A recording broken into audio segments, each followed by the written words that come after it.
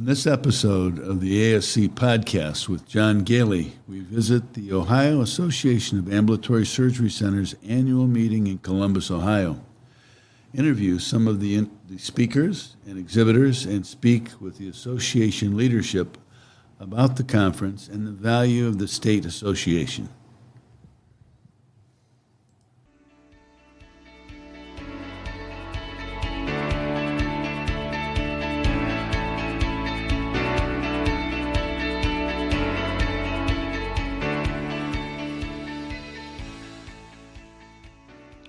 Welcome to the ASC Podcast with John Goehle, the longest-running podcast specifically focused on the freestanding ambulatory surgery industry.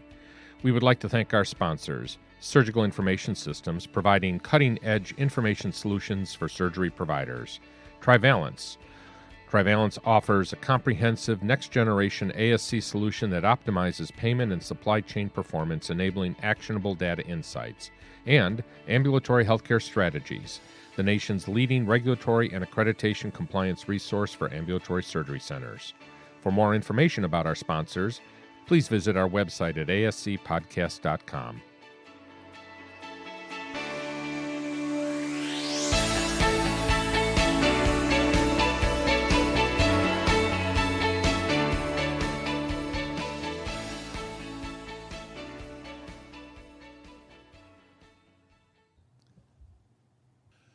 Welcome to episode 199 of the ASC Podcast with John Goehle for September 20th, 2023.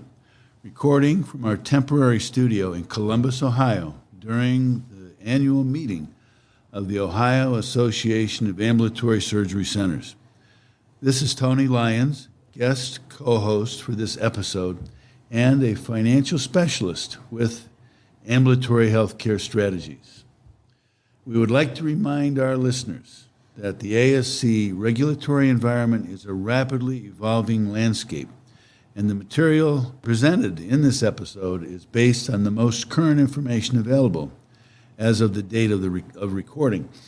As such, it is important to recognize that this information may be subject to change, and we advise all ASCs to stay up to date with the latest regulations and guidelines issued by their relevant regulatory bodies. And joining me today is John Goehle, the owner of Ambulatory Healthcare Strategies and one of the most respected experts in the ambulatory surgery industry. With over 30 years of experience, Mr. Goehle has authored over 10 books on the ASC industry and is a sought-after speaker on regulatory accreditation and finance issues. How you doing, Tony? This is kind of funny because Tony, for those of you that don't know Tony and I have been friends for 33 years, and he is solely responsible for me being in the ASC industry. So here I am. He's introducing me, and yet this gentleman used to run one of the major hospitals in Buffalo, New York, and really was a mentor for me when I was getting into the healthcare industry. So I could have said many of the same things that you said about me here, but I forced you to do this. You did, yes. Yeah. But I was thinking of that 30 years, and I thought, well, gee, we've often talked about how you got started in this industry by working on an ASC that the hospital where I was a CFO. Yeah. We needed a feasibility study, and so I went to my old accounting firm, Pete Marwick, now KPMG, and they sent John Goehle. And so your the rest is history. Yeah. So. Thanks so much for joining. You, Sue was not able to make it here to the Ohio State Association, so I coerced you to get in front of a microphone. You have no problem in public speaking, and Tony's been on a couple of our podcasts, speaking about different things. So I thought this would be kind of an interesting thing to talk about. So I actually didn't speak this year at the Ohio Association, which is pretty normal. We 1 year, 1 off, 1 year on, 1 year off. But we did have a booth here. We got to meet with a lot of our long-term listeners on the podcast, and of course you and I manned the booth for 2 solid days here and got to meet all the other attendees here. It's been a good conference. I've enjoyed the time I've had. Right. Yeah. Of course, I'm originally from Ohio. Right. So I felt a kinship here. Yeah. I didn't think I'd see any of my old colleagues, but there was that kind of hope. Anyway, it was a very good conference, I believe, and well attended. And as always, with the state associations we go to, many people are familiar with the podcast. Yeah, and Tony does a lot of our state visits just because you're. First of all, you have time sometimes. Well, Tony's got one of those positions within our company where, unlike our regulatory specialist, in finance, we have these cycles we go through, and obviously that's the challenge here. But I appreciate your taking the time to come here, and of course your proximity to you actually have an apartment, which I understand you're giving up in Ohio. So. Yeah, in Cleveland. Yeah. Yep. So it was great to be here. We have a couple clients in Ohio. It was great to talk to them about what's going on, and we have a bunch of interviews that I did while I was here. This is what we do every year when we're speaking about the association and the different speakers during the conference. So. And Tony, you weren't able to go to the social event afterwards, but that's always a highlight of the conference. You had other commitments yesterday, so I took the bullet and went out and to the bar that they use here. It was tough. What can I say? But did get to meet with a lot of the other vendors. I think that's one of the things I just wanted to point out too. So for our listeners who are vendors here, this is a good vendor experience generally. Very good. We got to meet with a lot of them. There's plenty of time not only to meet with the attendees, but also the other vendors. So, if you are a vendor listening to this, definitely consider, coming to Ohio, because there definitely is a lot of opportunity to speak to the attendees as well as to meet with other vendors and perhaps develop some other relationships that are important. Yeah, I think the vendor interaction is always very good at the state conferences and very good here. I think also the attendees, many of them do take advantage to talk to the vendors, and we should take more advantage of that, because there's a wealth of knowledge by speaking with them. We think, well, we're talking with the vendors, we have to, get their services, but they're there to talk and share knowledge, and there's an excellent networking that occurs. Absolutely. Not only between vendor and vendor, but vendors and just we in the vendors. ASC industry. Yeah. Okay, with that, let's start doing our interviews.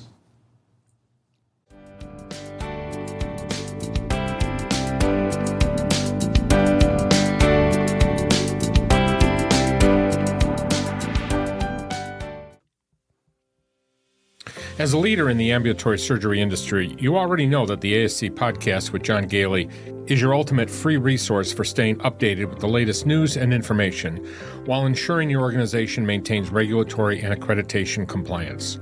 But did you know that we have 2 membership programs on our partner website, ASC-Central, that can take your organization to the next level? For just $25 a month, our Patron Program will unlock a host of amazing benefits. Enjoy regular Zoom meetings with our hosts and special guests, access to recorded conferences like our credentialing seminar, Conditions for Coverage Conference, Medical Director Conference, and our most recent 2-day multi-state conference. The Patron Program also offers a comprehensive database of policies, forms, drills, example minutes, and other invaluable resources to optimize your center's operations. For those centers that want even more, our new ASC-Central Premium Access Plan offers a variety of online services to its members. The benefits include access to a wide range of services, including all of the benefits of the Patron Program, unlimited access to our popular bootcamps, the ASC industry's most comprehensive training for ASC leadership. Members can attend any number of the ASC Administrator Bootcamps and ASC Director of Nursing Bootcamps and can listen to the recordings throughout their membership. It also includes unlimited access to the industry's most comprehensive infection control training, designed for infection control coordinators and those that wish to take the Certified Ambulatory Surgery Center Infection Preventionist exam. And the program also includes up to 5 hours of private consultations by Zoom. For more information about these 2 programs, visit our website at ascpodcast.com or click on the links in the show notes.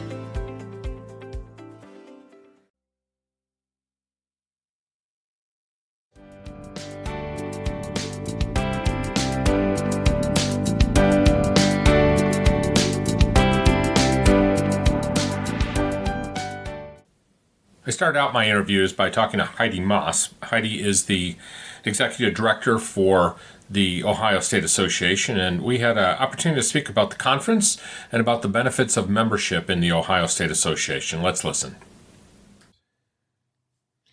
So we're here at the Ohio Association meeting is it September, Heidi? It's September. September. More than halfway through September. That's right. And you have been a busy person, I'll tell you right now, working with everything else. So Yes. it's great to be here. Heidi Moss is the executive, what's your official title? Executive Director of the Ohio Association of Ambulatory Surgery Centers. Such a mouthful, as most of us know in the industry. It's a lot to say. Well, I've been coming here. I can't even remember, but it's well over 5 years, and it's always a pleasure to be here. Yeah. And it's always a great conference. I'm not speaking this year. I assume I'll probably be back next year. You usually get a year between times. I like to keep it fresh. And you should. I think that's important, especially there's a lot of states, unfortunately, that don't have the resources you do. So they're lucky that they get any speakers. We are very lucky. We do manage to get a significant amount of support from our service partners in the industry, and it does give us some room to do some things. And this conference has been great. I hear that the attendance is up too again, right back to John, pre-COVID. We're super excited. We had 130 attendees, a couple walk-ins on top of that, which is the highest we've been post-COVID. Okay. And I think before COVID, we maybe had a couple years where we hit 150 with just attendees, not counting exhibitors. That doesn't count any speakers in the mix. So really excited to see that number pop up. And we had great sponsor support, great exhibitor support. We sold out of our exhibit hall 6 weeks ago. Yeah. So it's been a really exciting year in terms of the conference, and actually just in terms of general membership as well. But we can talk more about the conference first if you want to. Yeah, please do. And one thing I'll point out too about the exhibitors, it's been a great exhibitor experience. I have been talking to a number of people who have actually come to the conferences that they would have been exhibitors, but unfortunately they didn't sign up in time. So for those of you out there that are listening, get your name in right away. Join the association, even as an exhibitor. We'll talk about membership for the ASC shortly too. But as exhibitors, this is an important conference. Ohio is a big state. How many surgery centers do we have in the state of Ohio? 206, over 260. Yes. I'm not sure 264, 68, but over 260. Which makes you huge. Like New York only has 160. I think even Illinois is about 100. I think about the same number, 160. So I think people forget Ohio geographically may not be the biggest state, but we've got a significant amount of mid to large size cities, and so that leads to a lot of dense population, and that population has medical needs. And the state is very supportive of the ambulatory surgery concept. Absolutely, too, yes. Which is not so much the case in some of these other smaller, bigger states with smaller number of ASCs. So speaking from a vendor standpoint, from exhibitors here, this is a great experience. All the exhibitors, you probably saw that, as exhibitors, we spent a lot of time talking to each other. A lot of business is being done behind the scenes between the exhibitors. But tell us about the conference, what it took to put it all together, and what you're hoping for next year. Yeah, absolutely. Before we get into that, I will comment on one thing. I actually, John, have had a couple different vendors come up to me that are first-time vendors at this show and say, even my fellow vendor audience is fantastic. Yeah. So that is like an important part of the event on top of what you get with your expected networking. Absolutely. We found that too, is that, we're doing business, B2B too, as much as working with the other organizations. So yeah, thank you for pointing that out. Yeah, absolutely. So yeah, you asked about what goes into this conference. It's pretty much a year-round planning experience. After this event, we'll have what everyone loves to call the postmortem meeting, and we'll talk about what worked fantastically, what could have worked better. Right. Make some notes for next year. We're just on the verge of signing a contract for next year's event, but we do like to stick around the second and third week of September if we can. Okay. Never a Monday. Nobody likes a Monday meeting. Right. So we are hoping to have an announcement about that in the very near future. And John made this comment, and it is, if you are out there and if you are a service provider and you're interested in coming, do start looking for those announcements on our website at www.oaasc.net around June. Okay. Because, this year they went fast. Yeah. Doesn't always happen that way, but this year they went fast. And he also made the point, as he knows well, because he supports us not only at the event as an exhibitor and sometimes a speaker, but also as a member. This year he generously with his company supplied our lanyards. So that was very exciting and much appreciated as well. But And they look really good. you can, thank you. You can either renew or join at the beginning of the year and go ahead and pre-purchase your table, which does save you $100 versus exhibiting as a non-member when the time comes. So just something to think about as you're planning for your 2024 exhibit season, something to keep an eye out on. Well, and also from a membership standpoint, as a vendor member, you get all this information right away. You know what your customers are going through. You know what they need. You know what's going on in their business lives, and that can be really helpful information for you as you're out and about building those relationships. So we will probably start thinking about what kinds of keynote we want to have next year, what kind of format we want to look out, how many breakouts. We'll probably start talking about that in November. Use October to kind of clean things up, settle the finances on this year's meeting, and then dive right back in for next year. So it is quite the planning process. We do utilize our education committee and our board very liberally. I'm constantly picking their brains and asking for opinions and asking for help because they are the experts.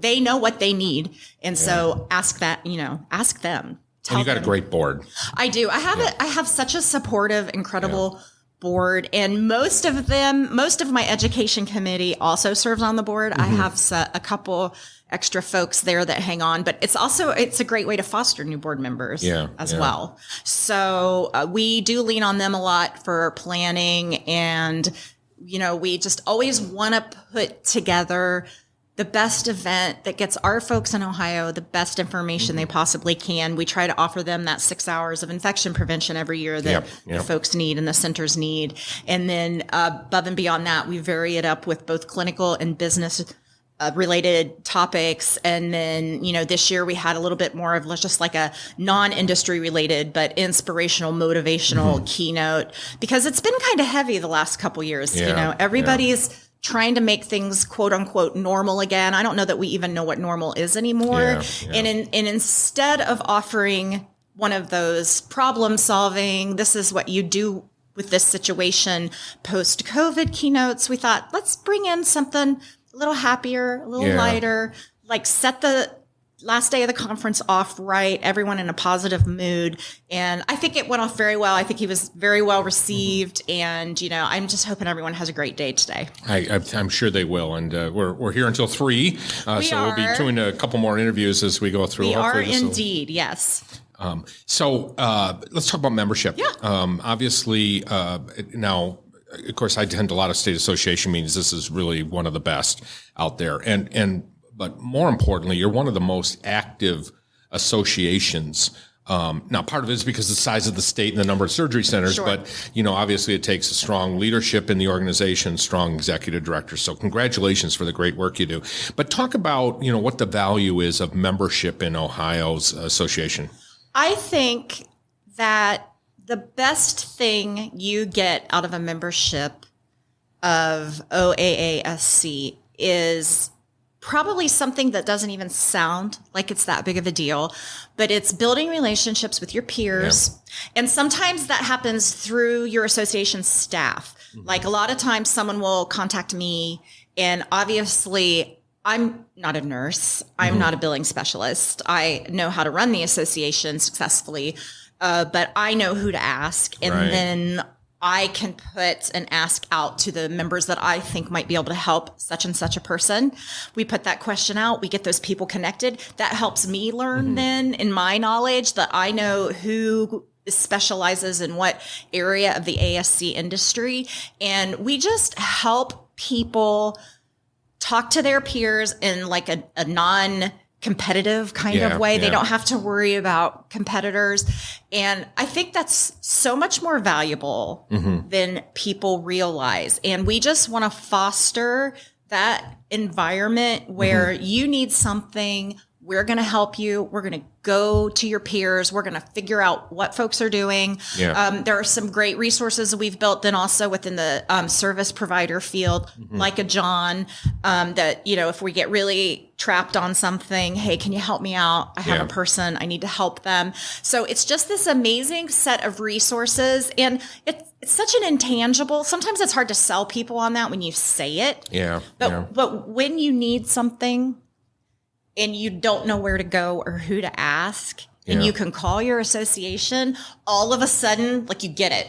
Yeah. You're like, oh, hey, this is invaluable. I could have never figured this out, or it would have taken me weeks to figure out this solution on my own if I didn't have someone to call and ask. And we also offer, sometimes it's not terribly complex, and we do have a members-only Q&A where a person can post a question, and I can put that up in the members-only section, and I send something out to the members and say, your peers need to hear from you. Here's this issue. If, click here to read in more detail about the issue. But if you have information that you can help someone with, please feel free to provide a response, and, consider yourself able to do the same likewise when you stumble on to a question. So we just really try to help encourage that kind of relationship building within the industry, and just make sure everybody has the access to the information they need to be as successful as they can with their centers. And that just doesn't mean like running a center that's crazy profitable. Obviously, everyone wants that, but you're successful with your surveys. Right. You're meeting all the requirements, and that's what our goal is to give our members a path to doing that as painlessly as possible. Well, and you can't underestimate the value of the context that people make during these conferences. Yes. A lot of conversations going on, between different centers. And your point about having those resources too, like we give away so much free stuff. Yeah, free. I'm not talking about the gifts at the table. Right. Just advice The and knowledge. things like that. Because we know when like a company like ours, we know when it really gets tough, you're going to hire us. But in the meantime, I'm going to give you whatever free advice I can give you through the association, through the conferences, whatever. Exactly. To get you to that point. People remember that. If you have a small question, and, John was able to help me with that. So now we have this big need. I trust that we can hire him to do this because he's been so helpful in the past with helping me get from point A to point B. And that makes all the difference in the world, because I think everyone is spread so thin. Yeah. I think the biggest piece of feedback we get anymore, even though our attendance took a significant jump this year from last year, is I'd have brought more people to the whole conference, but then I'd have no one to staff the center. So anything we can do to help folks get their jobs done in the most efficient way, that's really important these days. Well, and you and I have been talking about right now there's a movement among some of the vendors out there, including the ASC Podcast, that we're trying to find ways to supplement the state association, the multi-state conference, which we're hoping you're going to join us, coming up. But those are things that you're not alone. For those that are listening that are in other states, the state associations are just challenged with being able to bring more than one person from the center to the conference, which we used to rely on, and we just literally cannot always afford to do that. Yes. So we got to offer some alternatives to that if we want to remain, still providing the services that we did pre-pandemic when that happened. Yes. I'm hoping this is a temporary situation, but quite frankly, it does not look like it is. It's going to be a while before we solve our staffing problem. Yeah, it really does seem like we're going to be dealing with this for a bit yet. Yeah. So I almost think, honestly, John, maybe until the next generation comes into the new workforce, workforce, and maybe has a different mindset. But those folks who kind of went through the shutdown, I think their idea of what a work week has changed. Yeah. So we're all doing the best that we can to work with the resources we have. Right. And it's going to be a challenge for a while. And we spent a lot of time on the podcast talking about, succession planning and things like that. So, I think the association can be very valuable in helping out. Talk also about, one of the biggest values that you have, we use it extensively with our Ohio centers, is your benchmarking. Yeah, absolutely. We have a great benchmarking system set up. I think John can probably attest that it's pretty simple to use. It is, yeah. And we do have the three main operation, demographic, and financial sections that you go in and fill out on a quarterly basis. We have, let's see, our next window opens October 1st and will be open through November 15th for data entry for our members. As I said, it's absolutely free. And then they can run all the reports that they need to present at their board meetings, to their ownership, what have you. To the regulatory agencies, Yes. Yeah. And it's just something that we are thrilled to be able to provide to our members because it really does focus in on what the other centers are doing in the state of Ohio. Right. Because it is Ohio based. So for those that are listening that are not aware of this, is that the Ohio reporting benchmarking fully meets the requirements of any of the regulatory, both the state, your accreditation organization, and CMS. So, and another point that I'd make is that you and I both know not everybody's able to get the report, get their data in every quarter. Right. That's okay. As I'm a surveyor, that's okay. The regulation doesn't require ongoing benchmarking. Well, it requires ongoing, but it doesn't require quarterly benchmarking. Like continual. Yeah. Now, that being said, do it quarterly. But Sure. if you miss a quarter, don't freak out and think that you're suddenly going to have a problem with the regulators. We don't really care about that. We just want to know you're doing it. Yeah, and it is something as well. We reviewed it a couple years ago and added a couple questions, and we're actually considering another review coming up maybe in the next 2 years. But, just to let everyone know, it is something we look at and make sure it still makes sense, that it's still timely, that it's still data that you need for those things. So it is something we're very proud of and hope that our members do utilize it to the extent that they're able to for the best outcomes, because it's something we're really proud to talk about. Well, and to that end, I worked with ASCA when they developed their benchmarking for their programs, especially the financial side. So we probably should talk about that, because I think that adding a couple very simple financial benchmarking tools, the easy ones to calculate. I don't want to get into the complicated ones, but there's a couple of easy ones, and maybe that would be valuable to the state. If people are actually using the ASCA ones, and ASCA is expensive. There's no doubt about that, and they're worth it, but not everybody can afford that expensive membership as well as that. Exactly. So this is a great solution for those folks. So you're growing still, right? We are. It's been, not only has the conference attendance been great, but it has been a great year for membership. We had kind of a nice, consistent little steady flow of new member applications coming in year round. So that's very exciting for us to see.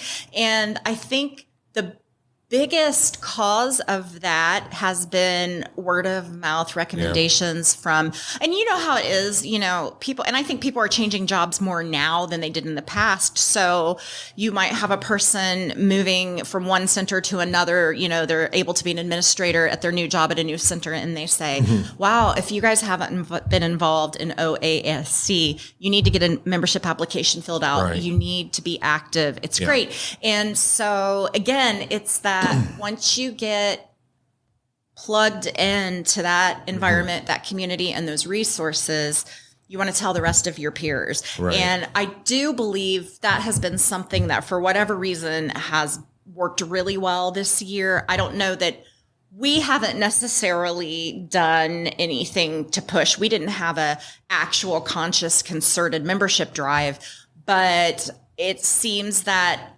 I did also, I think, have some good interactions with the board while they've been talking to their peers about it, and that has helped. But we've been very excited about kind of this new little influx of members we've been having this year, because it's just good to feel like after everything we've been through, this is a good year. Yeah.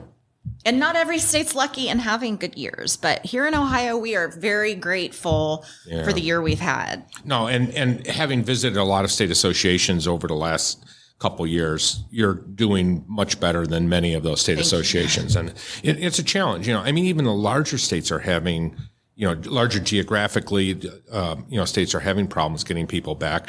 And again, it all depends upon the size of the surgery centers. You have relatively large surgery centers here. We do have several, yes. You're fortunate there. So how do you become a member? It's really easy to become a member. And we'll, by the way, we'll provide a link to it, but we'll talk about it. So there's two of the easiest ways is you can go to that web address I mentioned earlier, which again is www.oasc.org. AAS as in Sam, C as in cat.net. And there's a join tab right on the top menu, and you can click there, and you can either print out a form to fax or mail in, or to scan an email. I can't believe I just said fax. I'm showing I don't know what that is anymore. What? And or you can find a direct link to just sign up online and pay with a credit card through our secure online processing. You can do that. And if that all just sounds like too much and you just want to email me, even though the email is Sam, like Uncle Sam, at OAASC.net, I'm Heidi, and it'll come to me, and I I've can never help been you able out to as figure well. that one out. So It's a long story. I'll fill you in later, John. But I get lots of emails. Hey, Sam, and I just roll with it. But that 2 very easy ways. It is a weighted membership dues system with a minimum and a maximum. I think our minimum is $750, and it's been that for ages. And the maximum is $22.50. But there's a little formula that you do that you multiply against the number of procedures that you've done in the past year, and you just send that in, and it's an organizational membership, so you can put as many employees from your center on our mailing list, distribution list as you want. Even the benchmarking system has 3 different levels of access. So if there are other people on staff, you can give folks access just to go in and look at the data, and they can't enter it or do anything. So that's kind of nice too. And That's good to know. Actually, I probably should do that with our clients. Because we rely on our clients to give us that information. We could just get a read only, and that would probably save some time. Great idea. There are 3 different levels. There's a read only, there's a read and enter. So someone can go in, they can look at it, they can enter. But then there's that top level where you can do everything plus you approve it and then you submit it. Got it. So it is, I think, a very nice feature that you can give read only access.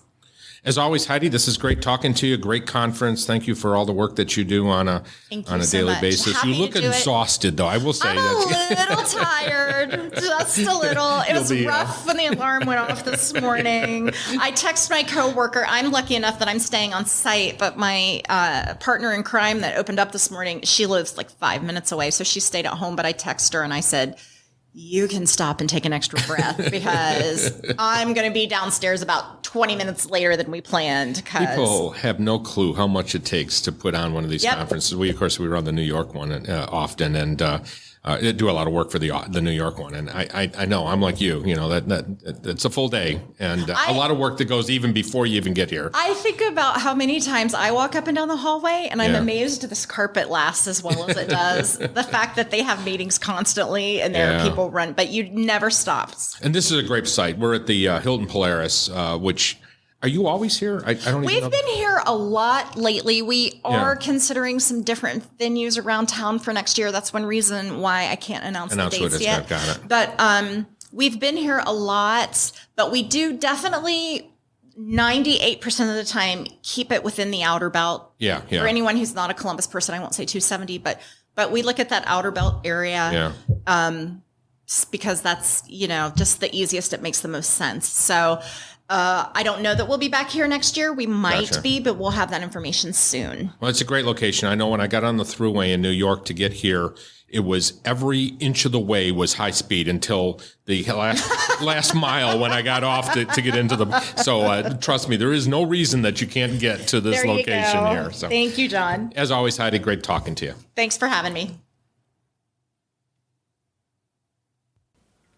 For my next interview, I interviewed our dear friend, Daren Smith. He is with SIS, and of course, he is a frequent interviewee in our podcast here. And this time he spoke about a topic he discussed during the conference, and that is materials management. Let's listen. So it's September 2023, Daren, and I'm here at the Ohio State Association meeting. And Daren Smith, who is, I think you've been interviewed in this podcast more than any other person. Maybe Kara. Newbury does more, yes. But it's great to have you here. You and I were walking around. There's a lot of vendor time to talk to other vendors, and we were talking, and I didn't even look at the agenda and saw you're talking about materials management. And then we looked at each other and said, when was the last time Daren did a speech on materials management? We can't remember when, so. No, we may have, but yeah. If it is, it hasn't been recent. It hasn't been recent, that's for sure. Well, and so let's just start by talking about why you even did a session on it here in Ohio. Why are we talking about this topic now? Well, it's an extremely popular topic because many of our administrators are nurses or they come from a medical management background, but this isn't a class you get in nursing school, how to run a materials management program. It's just magical, right? You put your order in, stuff shows Suddenly up. It shows up, at least in the old days. Exactly.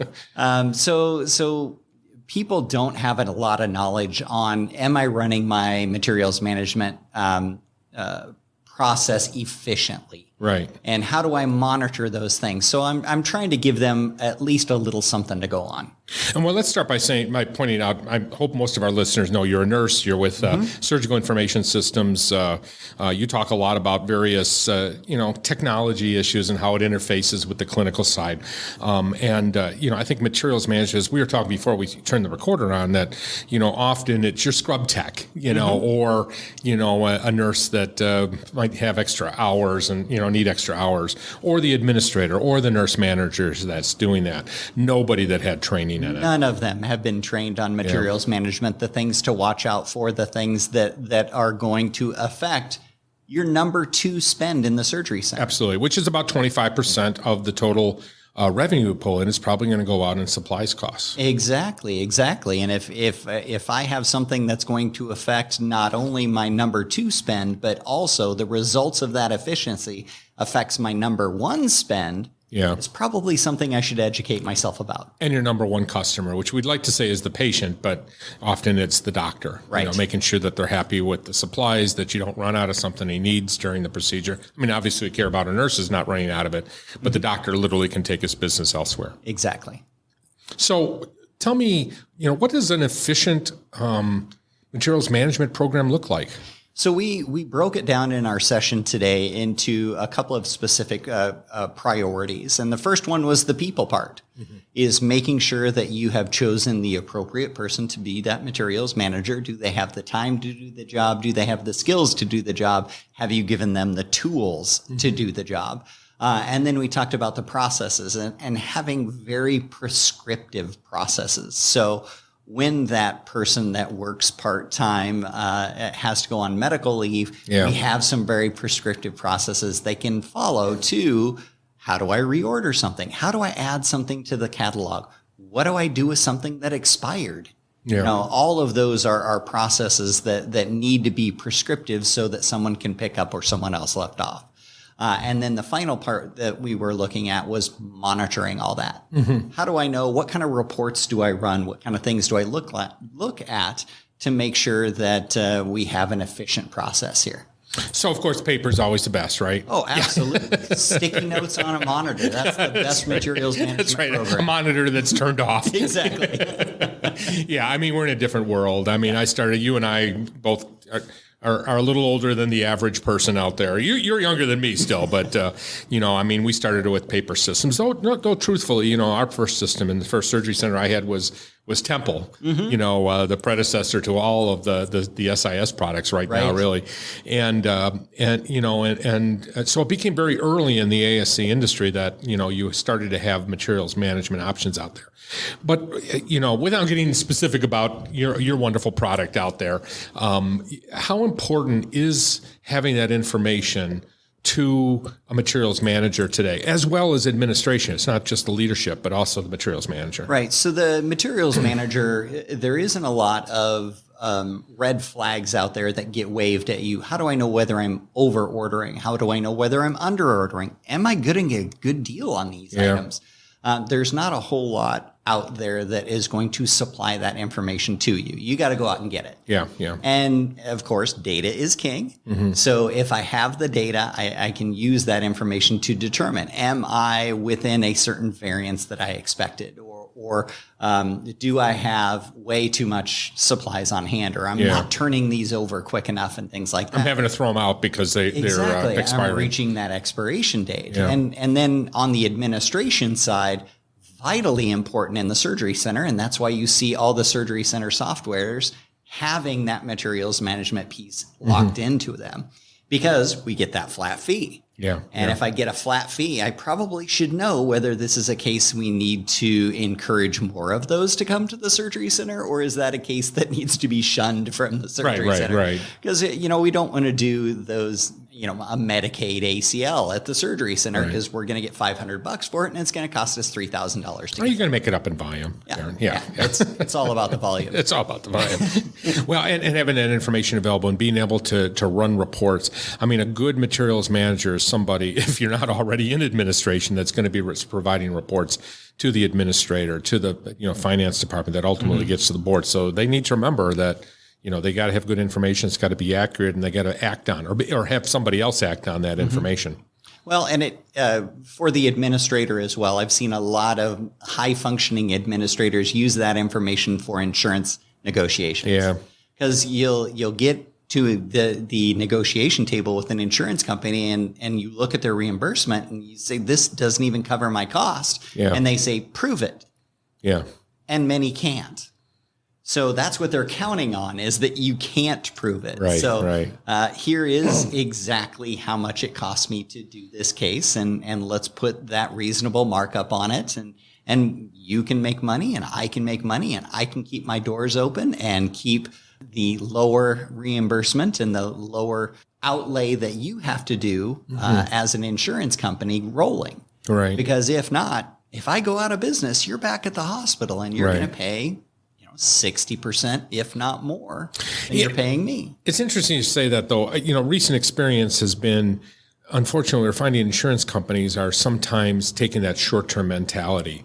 And it's just, because they're, if they're publicly held, it's like you go quarter to quarter. So the person that's negotiating the deal this quarter is not going to be there 3 months from now. What have you done for me lately? Yeah, exactly. Yeah. And then, you come to him and you tell him, hey, I'm going to lose money on this. And he actually goes back to his boss and said, I just negotiated a deal where they're going to lose money on every single case. And they're still going to do them because I got all the other business there. So you got to be very careful about how you present that information to those people and understand or trust that they are actually going to do something well with. That's just my advice out there on that one. Yep, Unfortunately, keep it in your back pocket. Keeping it. That's right. That's exactly right. It's a tool that you can use. Now, I'm interested. I'll just tell you my experience is that some of my best materials manager before I became a full-time, regulatory person, were people from the military, a military background, who did purchasing because they thought nothing of buying, only 3,000, medical supplies. And talk about a prescriptive process. Exactly.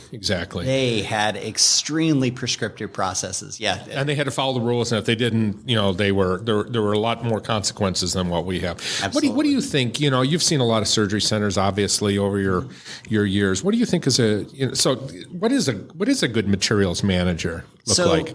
So we talked about making sure that materials manager has that detail orientation because, a 1088C and a 1088B are two very different things when it comes to ordering, but also that accountability piece that I have a responsibility to the surgery center to get the best price possible and to follow the processes to make sure that everyone is successful here, not only on the financial side, but the clinical side as well, having the appropriate materials here. So the right quality. That sense of ownership and accountability, but I also need that person that's self-directed. Yeah. So if I'm in a smaller surgery center and I tell you, okay, all you should need to take care of materials management is 5 hours a week, I'm going to rely on you to allocate that 5 hours a week. Yeah. And if I'm pulling cases or if I'm doing other duties, it's my job to say, oh, I need to go do my materials management. Yeah. Yeah.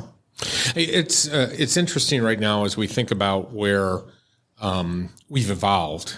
Right now we're dealing with some real staffing crises, which hits every aspect. It's not just nursing, it's just not techs, it's not just doctors. We're finding it very difficult. Even finding receptionists right now can be difficult when, for $25 an hour, they can be working at McDonald's, which I believe is the case in some places. Absolutely. I don't know why you'd want to be flipping burgers at McDonald's compared to being a receptionist. But then again, if we're not paying $25 an hour and you're young and need the money, I get it. But that same thing's happening here is how do you go out and find that quality person, or should you, like what you're implying, it should be often is somebody that is got another function within the surgery center. Mm-hmm. And it's usually the rule of thumb that we looked at and we tried to tell people is if you're doing 1,000 cases a year, that should be a 0.2 FTE. Okay. So if you're doing somewhere between 5,000 and 6,000 cases, you should have a full-time materials manager. That's a good rule of thumb. And that's just a rule of thumb that we use to try to allocate that time. So the first part of that is, finding the right personality and person to do that, but also who has that time. Right. And how is it not going to interfere with other duties that they have? Because you got to order. Yeah.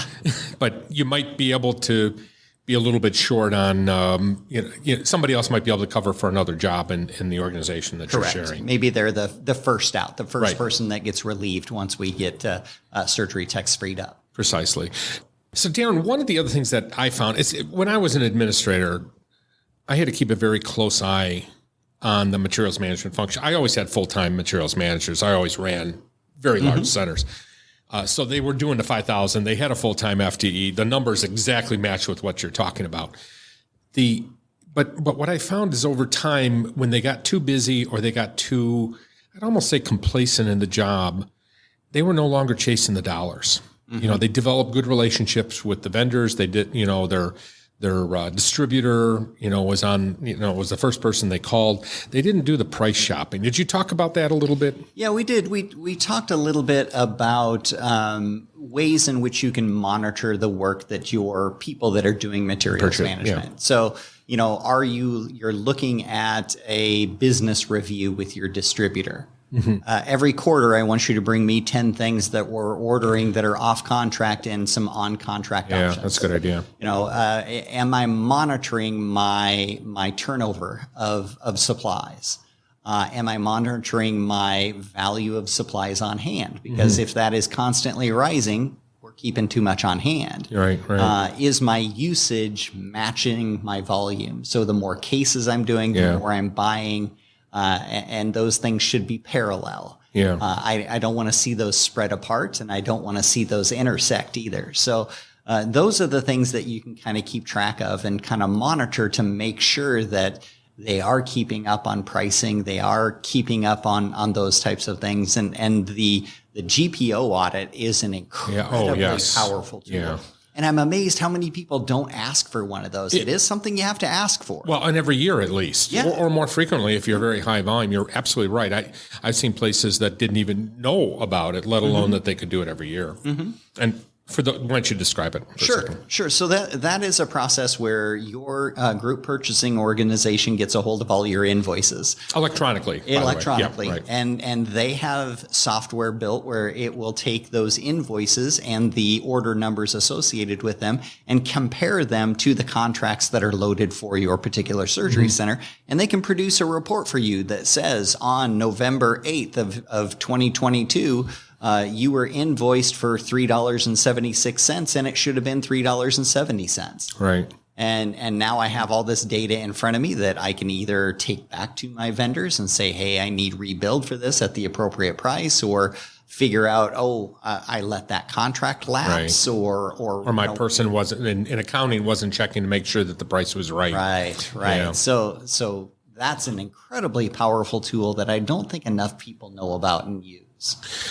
While we're on the topic of purchasing people, though, I did want to mention, now one of our centers recently had to let a purchasing person go because they found out that they were taking, I won't call them bribes, but they were taking, they were offered a vacation if they were to put all their business.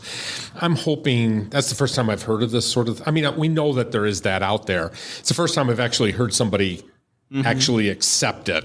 Usually they're pretty honest with me, I'm not involved in this, but our centers are usually, the people that are in that position are usually very honest about it. Yeah, it's usually pens, pencils, and donuts. Right. Sometimes it can balloon out there. Well, and even watch out for those. Hey, we're going to be doing a conference down in Miami. You know, in 3 weeks, we're going to talk about this. Well, look into what's really going on during that conference. And I don't think this is a big deal, but you gotta watch everybody. You know? It's just and part of monitoring that, monitoring those reports is looking out for those kind of things. Right, you know, right. The invoice accuracy and those price variances, and we tried to look at our high volume and high dollar. We tried to renegotiate those every 2 years, if not more often these days. But at least we were looking at those things so that maybe they're getting a little cozy with the Arthrex rep or whatever the case may be. Now we're going to take those things out to bid every 2 years, so no one gets to be that comfortable. And it's not always somebody doing something that's really not ethical or illegal. Right. It just, as you said, if they get comfortable and they don't feel like they have to call somebody else because they've been dealing with the same guy. And listen, I ran into this a lot. The guys that I've been working with, say at Elcon, for years, I got to know them well. They did a lot of favors for us as a surgery center and, showing up at 6 o'clock in the morning when we had a tough time, nonetheless, you still got to give me a good price, and it's still a business that we have to run here. We're in a real challenge right now with supply chain. And one of the things that I've noticed, and I hope our audience knows this too, is that, we're challenged with stocking up so that we don't run out of a supply, and then finding supplies and using them before their expiration date. And I don't know if you've seen this, but as I've been doing surveys recently, the expiration dates are much closer to the current date. And I think what's happening is these supplies are dwindling. They're going out the door so quickly, that the stuff that we're getting from the vendors that still have it left are those that are, that have been sitting around for a while. So I don't understand that, given that, you're manufacturing and sending them out right away, but people have been noticing the trend, or maybe vendors are starting to, short date these things. I don't know. So some of the explanation that we've received on some of those is especially those things that are made outside this country. True. Yeah. That the supply chain issues had such a vast effect on them that they sat on huge shipping containers of this were sitting in China or Mexico or Puerto Rico for 6 months before they could even get shipped. Yeah. So you're already getting something that was 6 months old. So you lost that 6 months right off the top. Yeah. And that has exacerbated that makes sense to me. Thanks for pointing that out. Now I get it. So I guess lastly, inventory management. It's part of materials management, obviously. It's one of the biggest challenges. The major software packages, yours in particular, has a good inventory package, which nobody uses correctly, by the way. My experience, I think you'll admit it, is that it's so hard to set these systems up. And, so talk a little bit about making sure that your vendor helps you, tells you how to do it, and take the time to do it right, because the amount of time you're going to waste down the road if it's not set up correctly is going to be quite a big factor in your efficiency. Yeah, it exacerbates itself, and it's not linear. Right. It definitely turns into a bigger problem down the road. So we encourage everyone to spend the amount of time that it's going to take to set those things up correctly, and lean on your vendors. Right. Your vendors have all this information in their system. That's how they're sending bills out to you. So have them verify that information. And when you're trying to set up a new system, be very critical about pulling any information from your old system in, because as you know, garbage in, garbage out. Right. And if you don't trust that information, go elsewhere to find it. Because you can get it. You can get it from your vendors. You can sometimes get it right from your GPO. You have a lot of other places where that information lives. Well, that's a really good point, because, the systems that you're converting from, you've had for years. Those 50%, I don't know, but a lot of those products probably no longer exist, or certainly are not the same type of a product there. Get rid of all that garbage.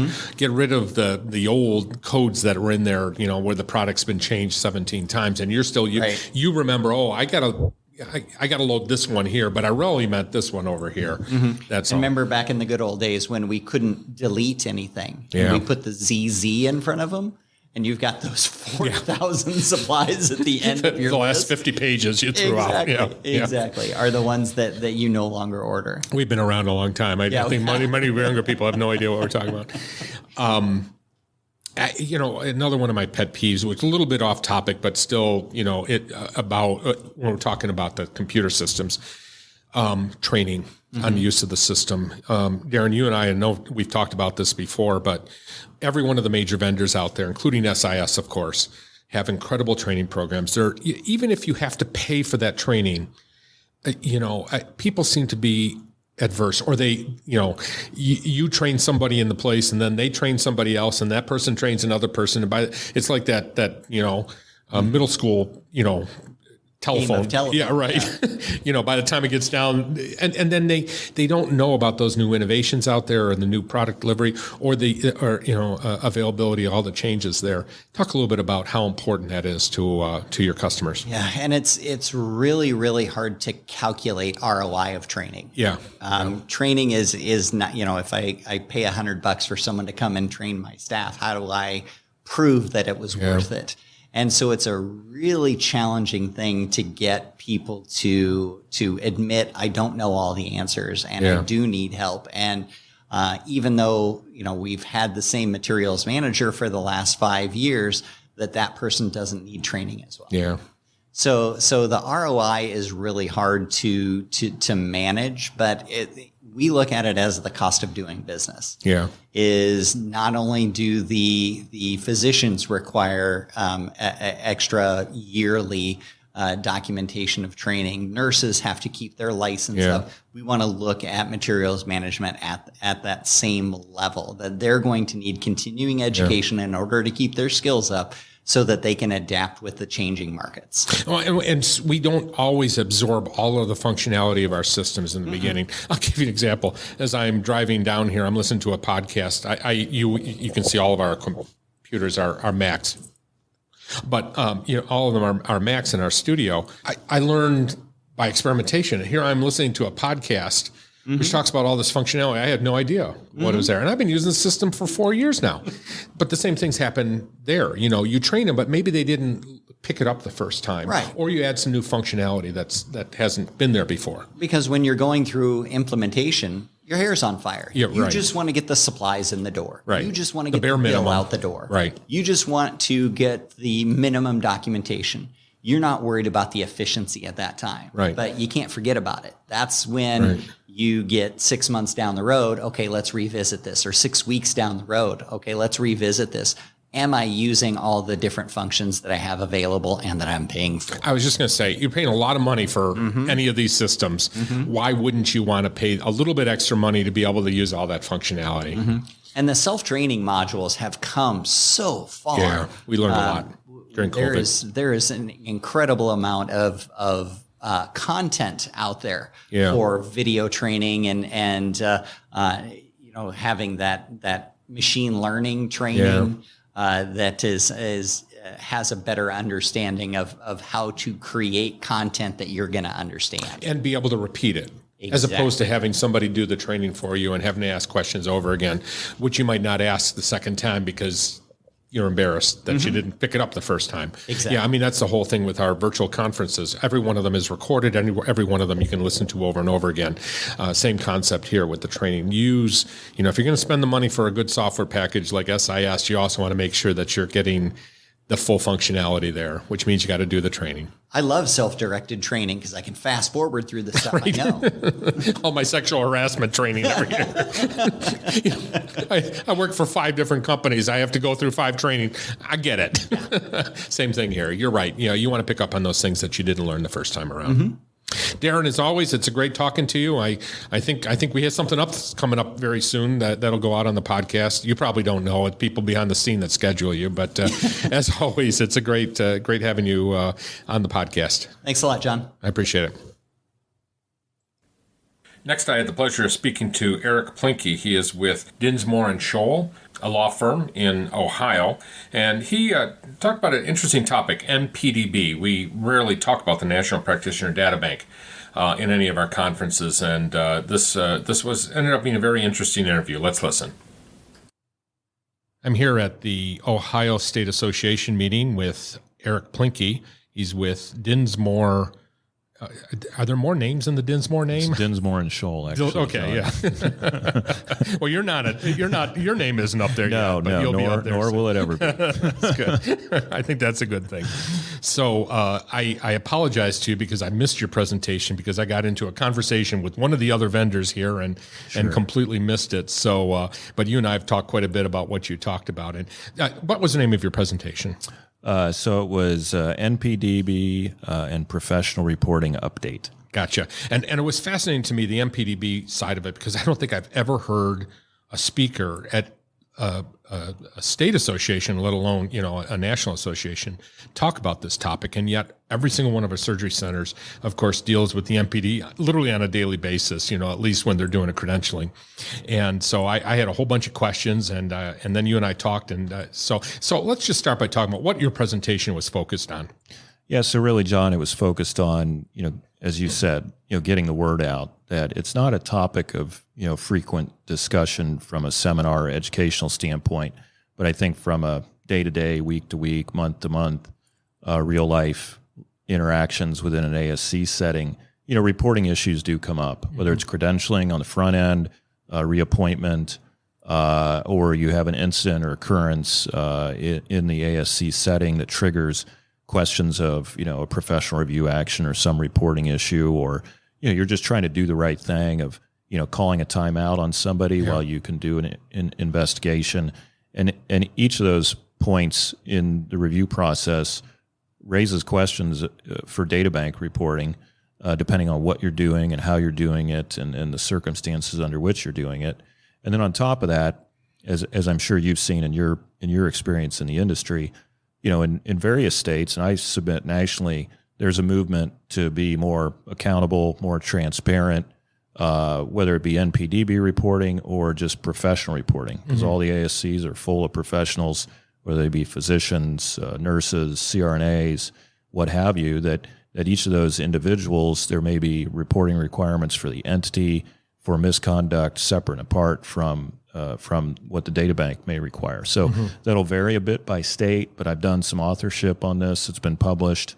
And here in Ohio, it's been a really significant point of emphasis for our regulatory board. So that's really what I was trying to tackle in this seminar. I was just being proactive and trying to move this reporting issue, whether it be data bank, NPDB reporting, or professional reporting to our state level agencies, from sort of a back of the mind to front of the mind salience to move it up on the checklist of our issues and within your policies and procedures, and even using some of the tools that are out there for compliance training so that, when these things do happen, you're prepared to handle them according to best practice, to not be one of those centers that gets pulled into one of these nuclear threat bet the company cases from a practitioner that has had an incident at your place or others.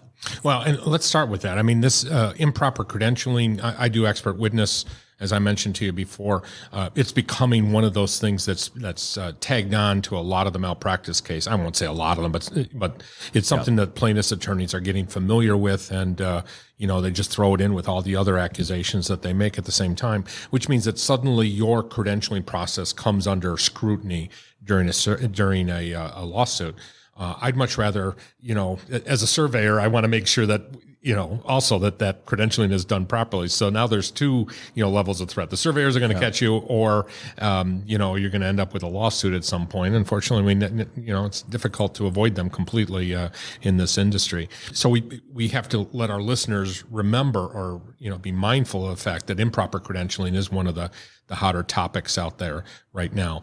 But beyond that, let's just start with some of the basics. What is the MPDB and, what's its main purpose out there? Yeah. So I think the origin story is important because if you're gonna triage and handle these issues, I think you have to have a good understanding of what the public policies are and why this law exists, where it came from, and the NPDB reporting structure. I mean, it frankly predates HIPAA. So for those of us that have been around for a while, I think it was the 1986 law, it was the Healthcare Quality Improvement Act, that actually stemmed from some developments at various federal agencies, but I think primarily from the VA, of some QA processes, and really it was there's 5 stated congressional objectives.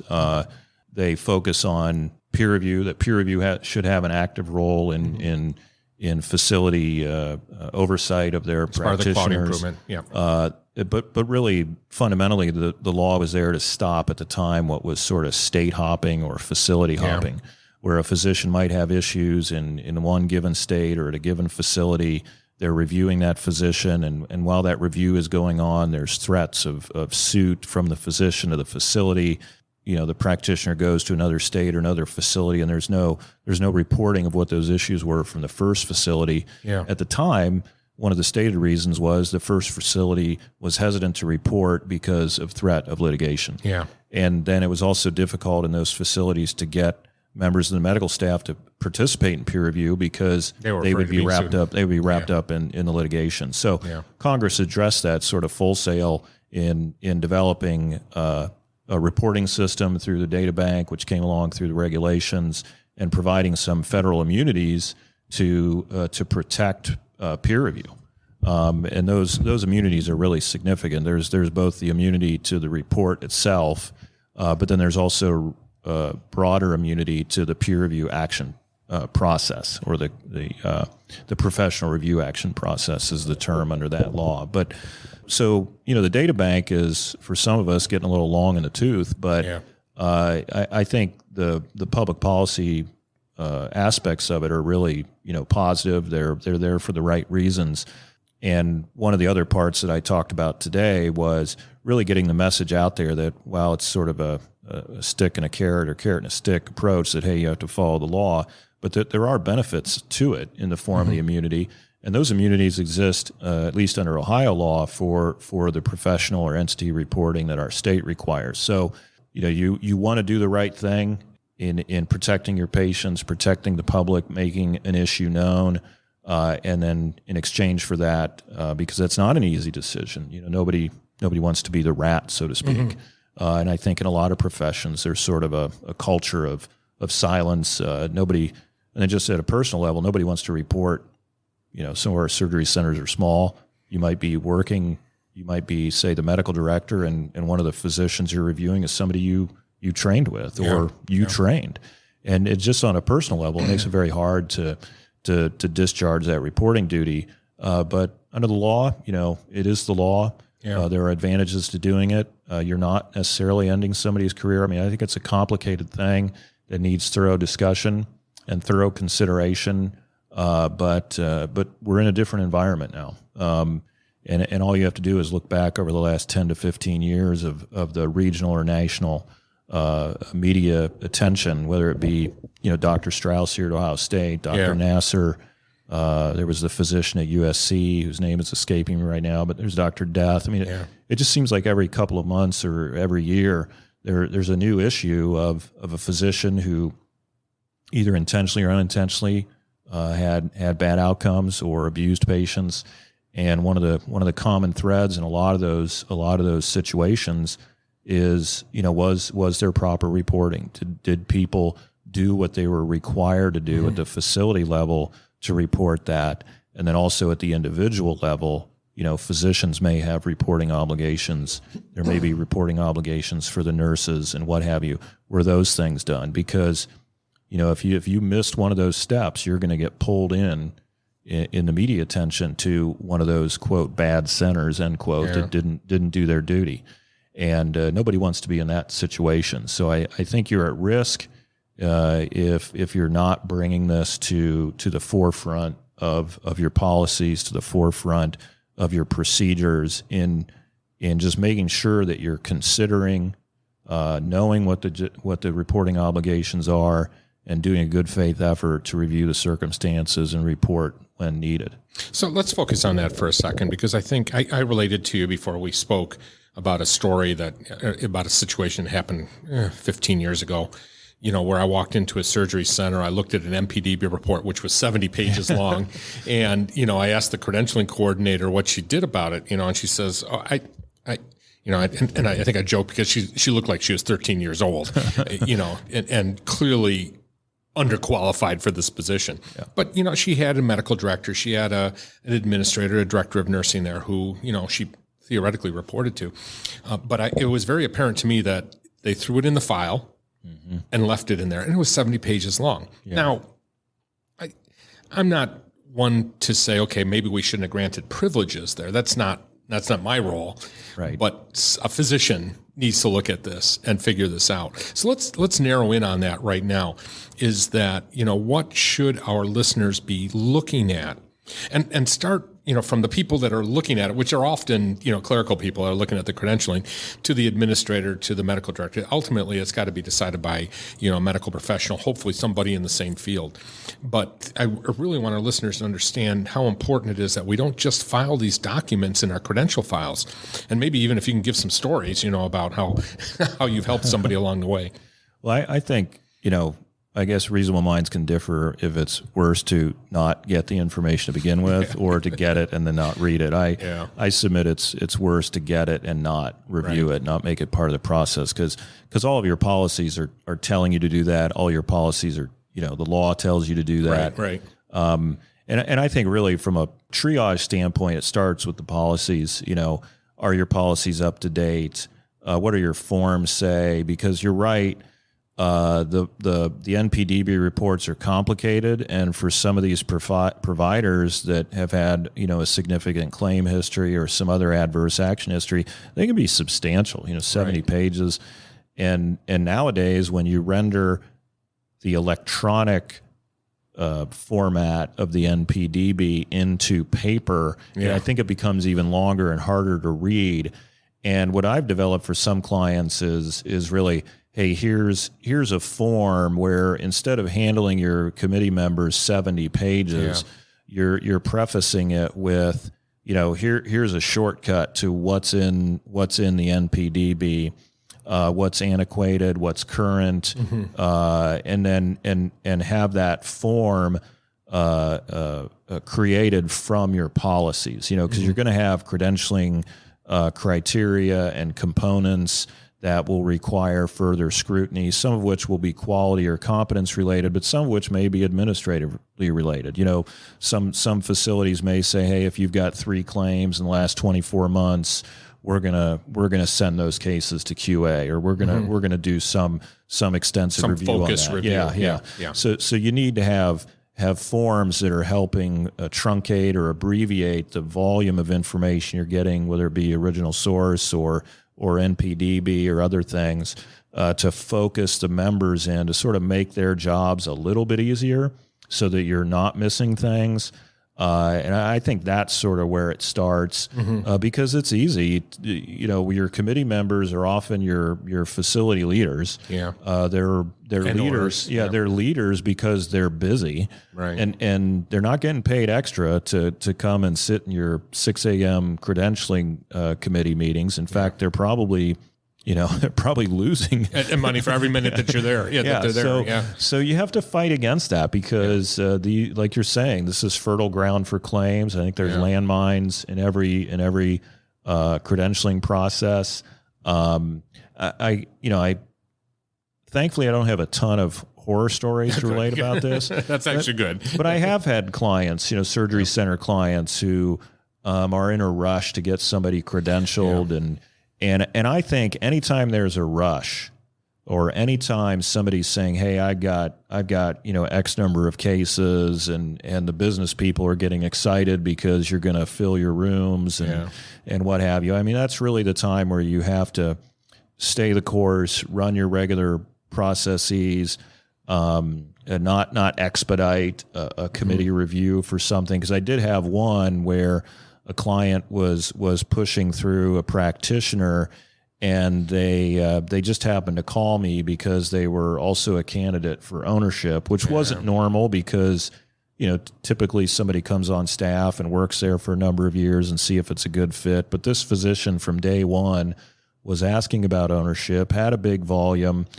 and I think this might have been back in the old days when we had like ordinary temporary privileges under the bylaws.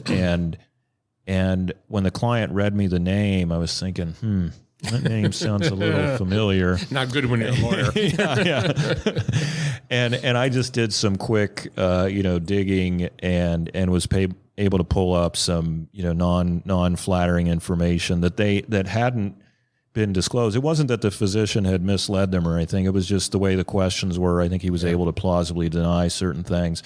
And so just by happenstance, we were able to get, a more thorough review and I think the committee still proceeded in a manner, but they proceeded in a manner differently than if they had just rammed it through. Yeah. And so they were able to get some safeguards in place just to make sure that quality wise the physician fit. But I think it's frankly you've hit on it. I think it's harder to do consistent quality credentialing, frankly, than it might be when an incident arises. Yeah.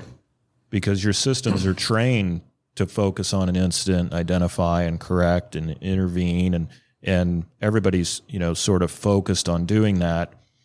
On the credentialing side, on the front end, that's where the landmines are, and I think it's harder to detect those. But I do think just being thorough and reviewing your policies and your criteria to make sure it's focused on the issues that can help you identify the landmines before you step on them. I think that's been my experience of what I've helped clients do. And what strikes me too, that, as a surveyor, we have, accreditation standards and we have regulations and interpretive guidelines that focus on risk management. And then we have the same thing for credentialing. By the way, you can't see me, but I'm using my hands as I'm just showing the two sides here. But the two of them are like risk management starts with making sure you don't bring doctors on board in the first place that are likely to cause a problem. Yeah. And it just, as I'm listening to you, I'm thinking, man, even when I do education on risk management, I'm starting at the wrong point. Yeah. Sometimes we're focusing on those incidents that maybe wouldn't have even occurred if somebody had vetted that patient, that doctor right from the very beginning. Yeah. And we're seeing that, unfortunately, because it is easier. I mean, surgery centers are, mostly money-making ventures, unlike hospitals. Hospitals are more likely to be very careful about that, unfortunately, than a surgery center will, especially when there's a possibility of somebody bringing a whole bunch of cases to this organization. So, we've got to be much more careful about assuring that, that doctor who really wants, like you said, the fact that they might want to have their privileges like tomorrow might be a warning sign that there might be some reason that they're going, from a hospital who is saying, hey, I really don't want you here, or never, reported anything to MPDB and just got rid of a bad actor, that maybe didn't have serious problems, but, had indications that there was going to be a problem. Yeah. Yeah. And I think your board training comes into play here because at the end of the day, that committee is reporting up to the board and the board has to bless things. So you need to make sure that in your review processes at the board level, you're 100% confident that your credentialing committee, did its job. Yeah. And that shouldn't be something that's on the consent agenda. That should be a meaningful, substantive review process, because, you have fiduciary duty issues, you have other legal obligations as a board member, that create risk for you. And so I think it's sort of an up the chain, vertical, consideration here that, at multiple levels, you can have policies and procedures and in effect that can reduce this risk. As you note, that's what you're talking about is the management of the risk. We often think of it as, well, you manage the risk after it arises. Yeah. Well, the risk is there from the front end and you need to manage it there too. Yeah. You brought up something totally a little bit off topic here, but you mentioned consent agendas. I've served on a lot of boards, nonprofits over the years too, and I dislike consent agendas. I really dislike them in surgery centers because it's a good way to kind of whitewash some of these things. And if you read the interpretive guidelines, that I'm sure you know very well, is that really isn't the intent of the interpretive guidelines. There needs to be a conversation.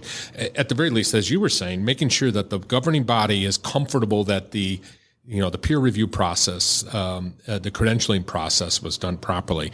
And to throw it into a consent agenda, I feel actually bypasses the interpretive guidelines on that area. Yeah, that very well. I haven't read those interpretive guidelines recently, but just from a corporate counsel standpoint, you really you really need you need the board to be integrated and involved, and in surgery centers they usually are. I mean, Right. the They're surgery very center active. environment isn't one where typically your board is asleep at the wheel or something like that, or not paying attention, because they're usually the people that are the leaders.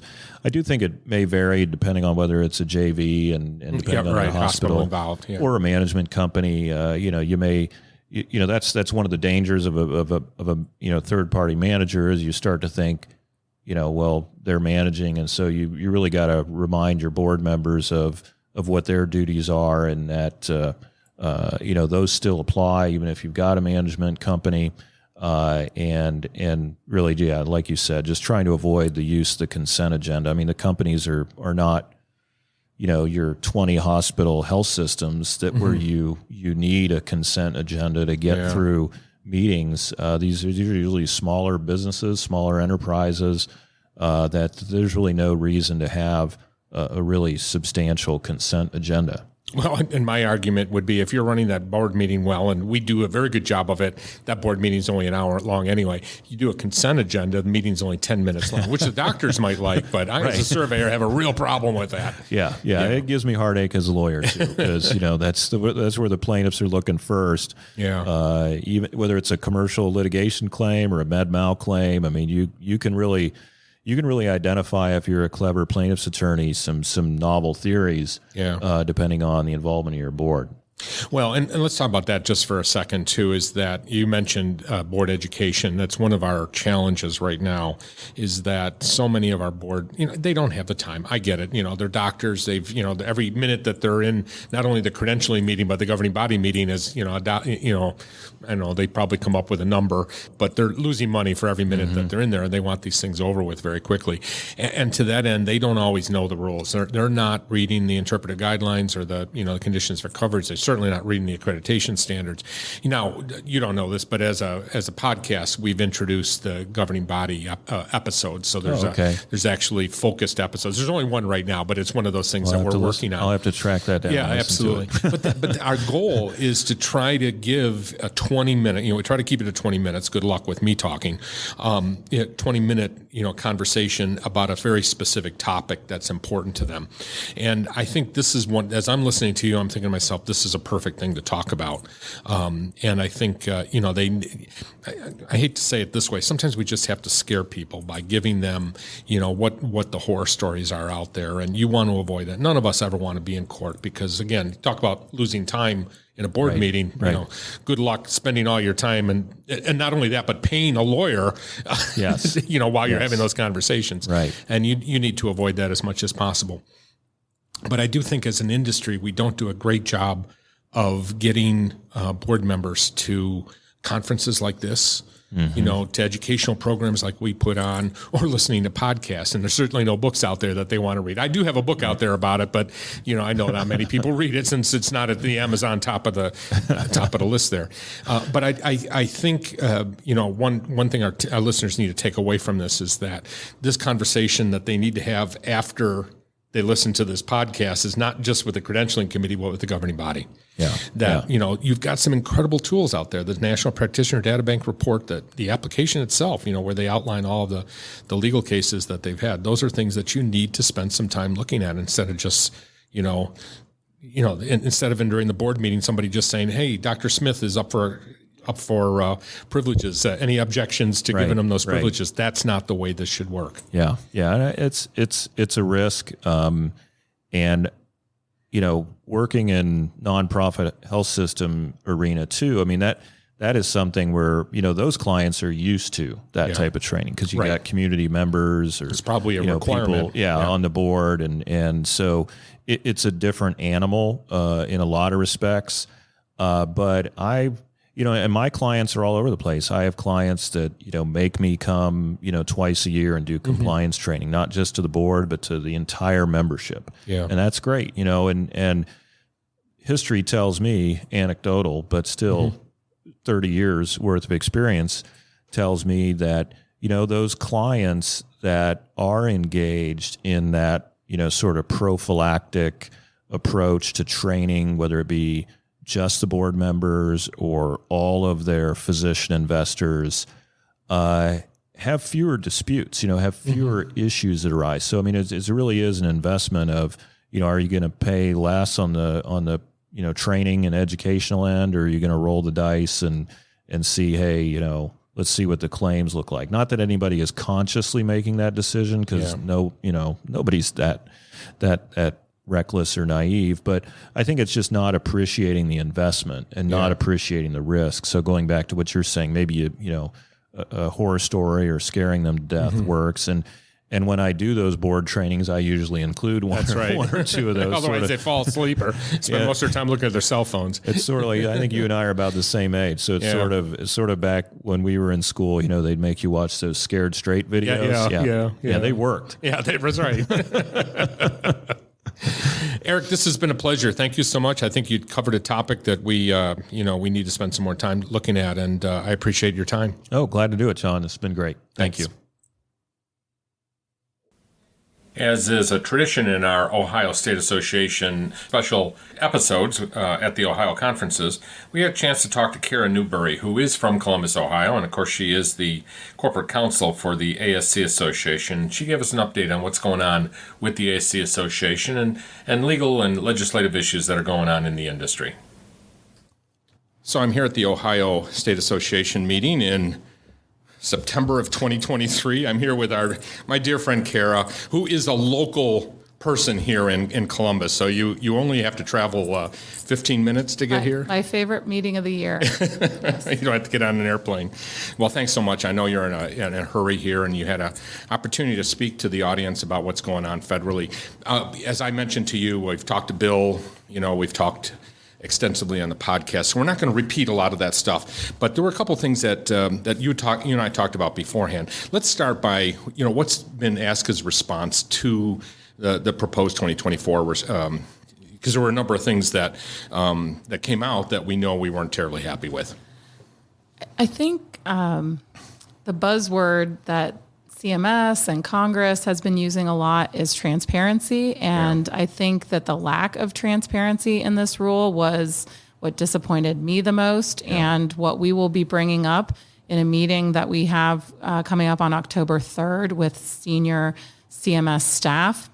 Every year we ask for procedures to be added to the ASC covered procedure list. And precisely how many were added this year? Just an estimate. So proposed, they were all dental codes. Right.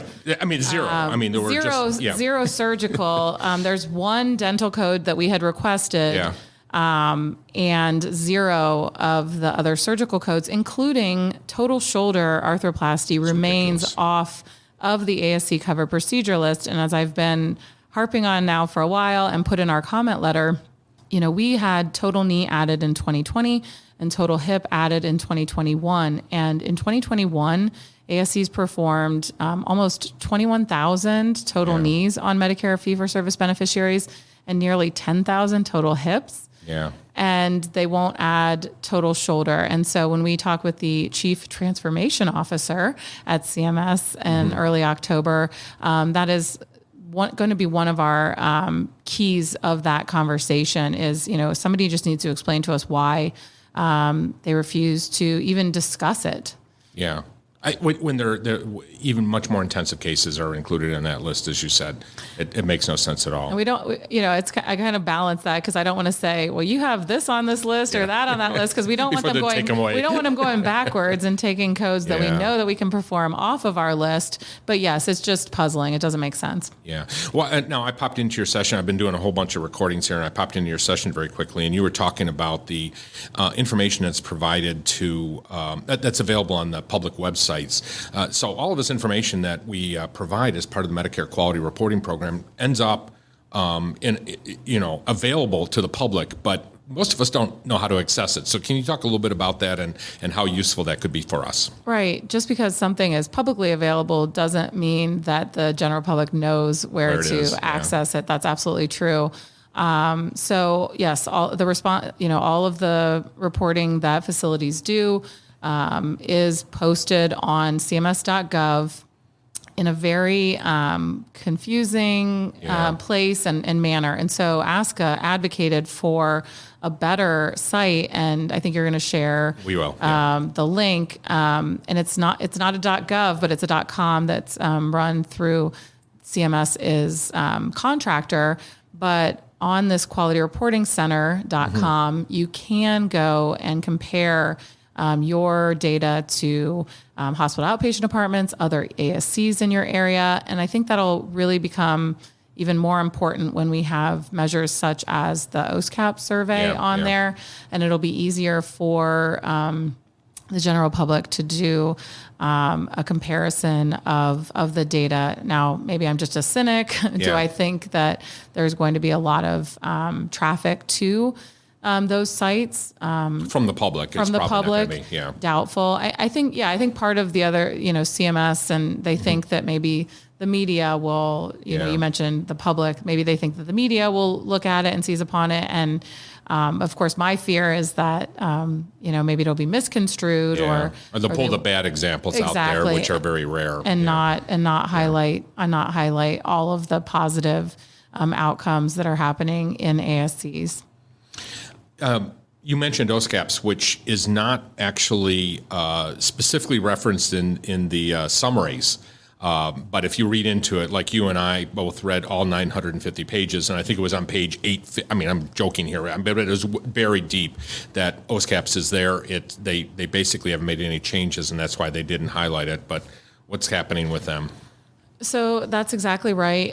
Even though, and we do this sometimes in our comment letter, even though there were no proposed changes to the survey, we seized upon the opportunity when we're already commenting on other measures to comment on OAASC because it is coming. It goes into effect on a mandatory basis for hospital outpatient apartments in 2024.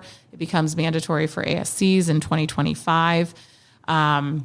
We're trying to tell people, you need to reach out. You need to start talking to the vendors because it is a process. You have to work with a third-party vendor, unfortunately.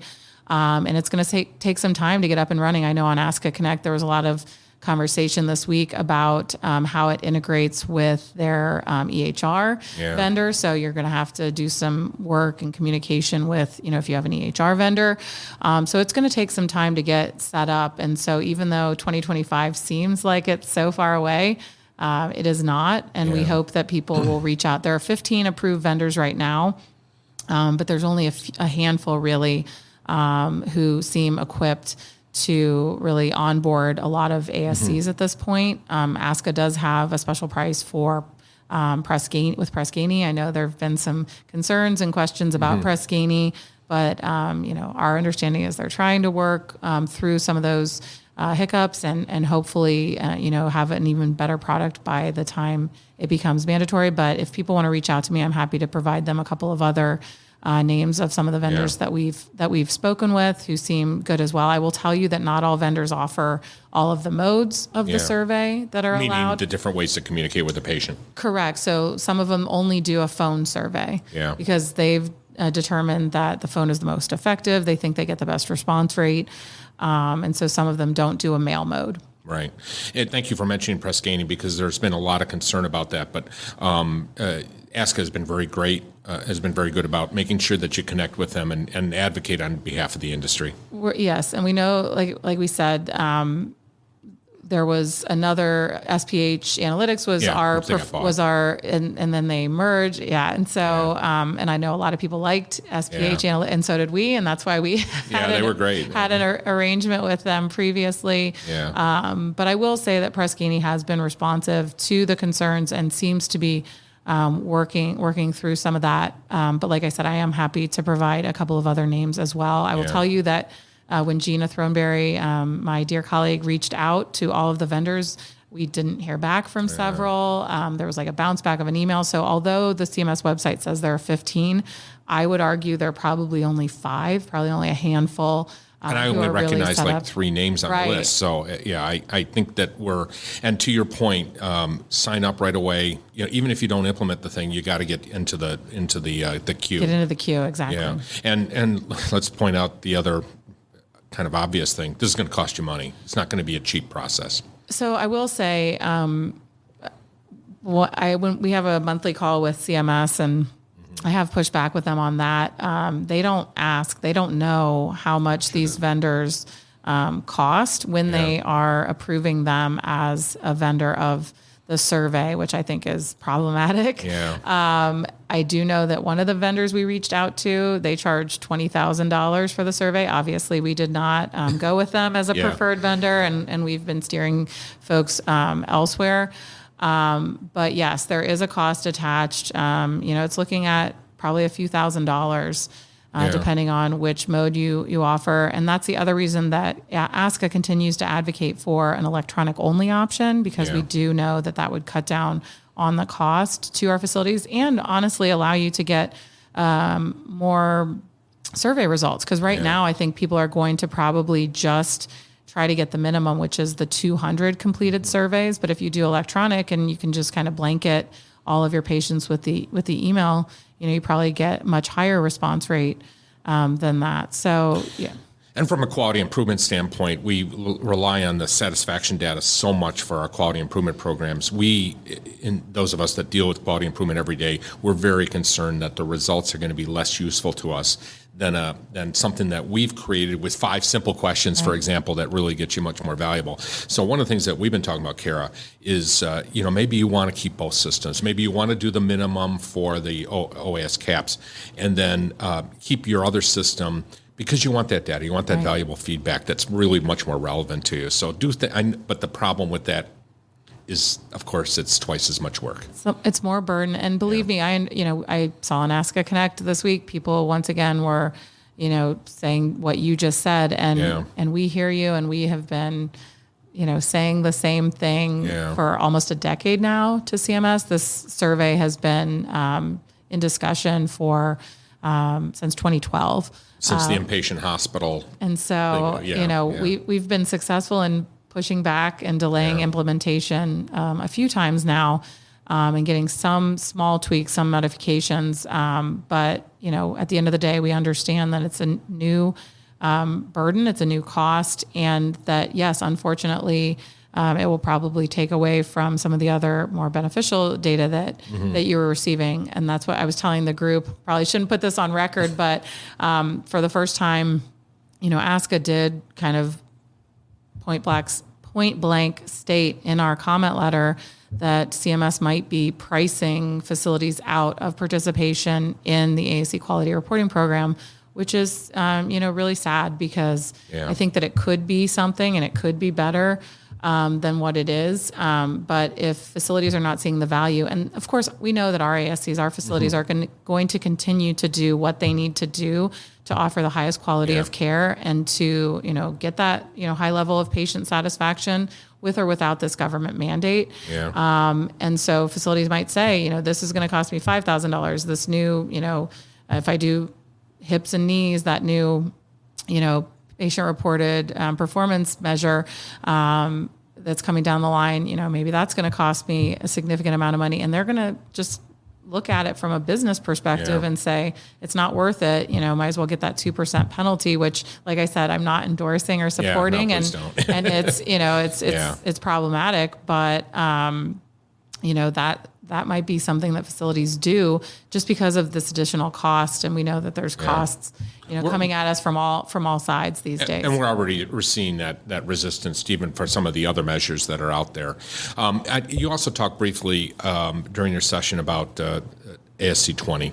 My favorite measure. Yeah. I don't want to talk about it, but we probably better mention it quickly. Yeah, so ASC 20 is the COVID-19 vaccination measure, and ASCA has been on record opposing this measure from its inception.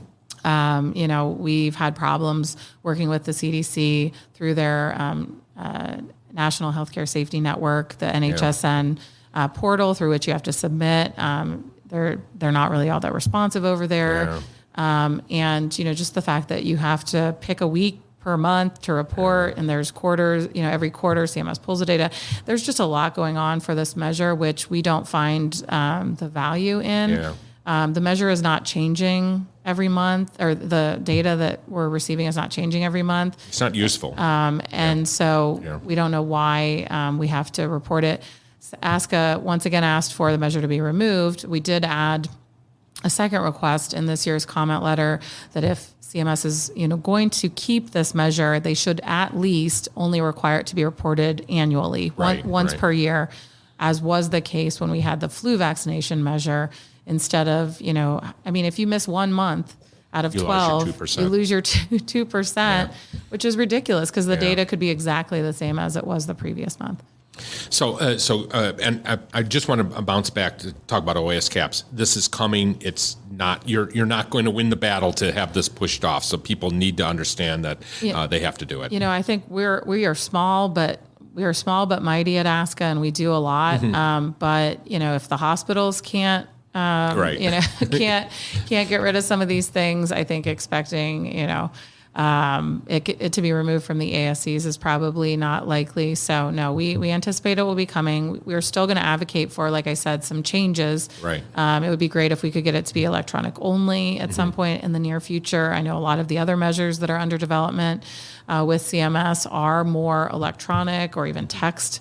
So they're not being done. I mean, who has a landline these days? Who answers their cell phone? If I don't know who it is, right. Yeah, I'm not going to answer. Yeah. And as I said, some of the vendors only do the phone survey. Yeah. And charge more. It's a more expensive. It's a more expensive mode. For less likely to actually get an answer, unless you got an 85-year-old woman or guy who wants to talk on the phone for 5 hours. And my parents, my parents are 76. They just got rid of their landline. Yeah, so that's true. it's less likely that people have a landline, even Medicare age population. Good point. As always, Kara, it's great talking to you. I know you got to rush off here, but thanks for your time. Absolutely. Thanks, John. Next, I had an opportunity to speak to Laurie.boisclair. Laurie is with Transworld for collections. She does collections. And we just had an interesting conversation about what's going on with collections and the importance of understanding the law, as well as what you should be looking for if you're looking for a collection agency. Let's listen to the interview. I'm at the Ohio State Association meeting in September of 2023, and I'm here with Laurie.boisclair. Laurie is with Transworld Systems, and she's one of the vendors that we were, during these conferences, Laurie, a lot of our vendors, we walk around, talk to each other during those breaks, and you and I struck up an interesting conversation about collections. Which is not a topic that is often on the agenda of these state association meetings. And I was thinking, we haven't talked about it in the podcast at all over the years. And I just thought a short conversation about some of the things that, people should be considering when looking about collections, even avoiding collection. Obviously, the best thing to do is to avoid those collections in the first place. But ultimately, there are going to be people that are just not going to pay, or you're going to have to take that extra step. So first of all, introduce yourself and your company, and then we'll take it from there. Okay, thank you so much.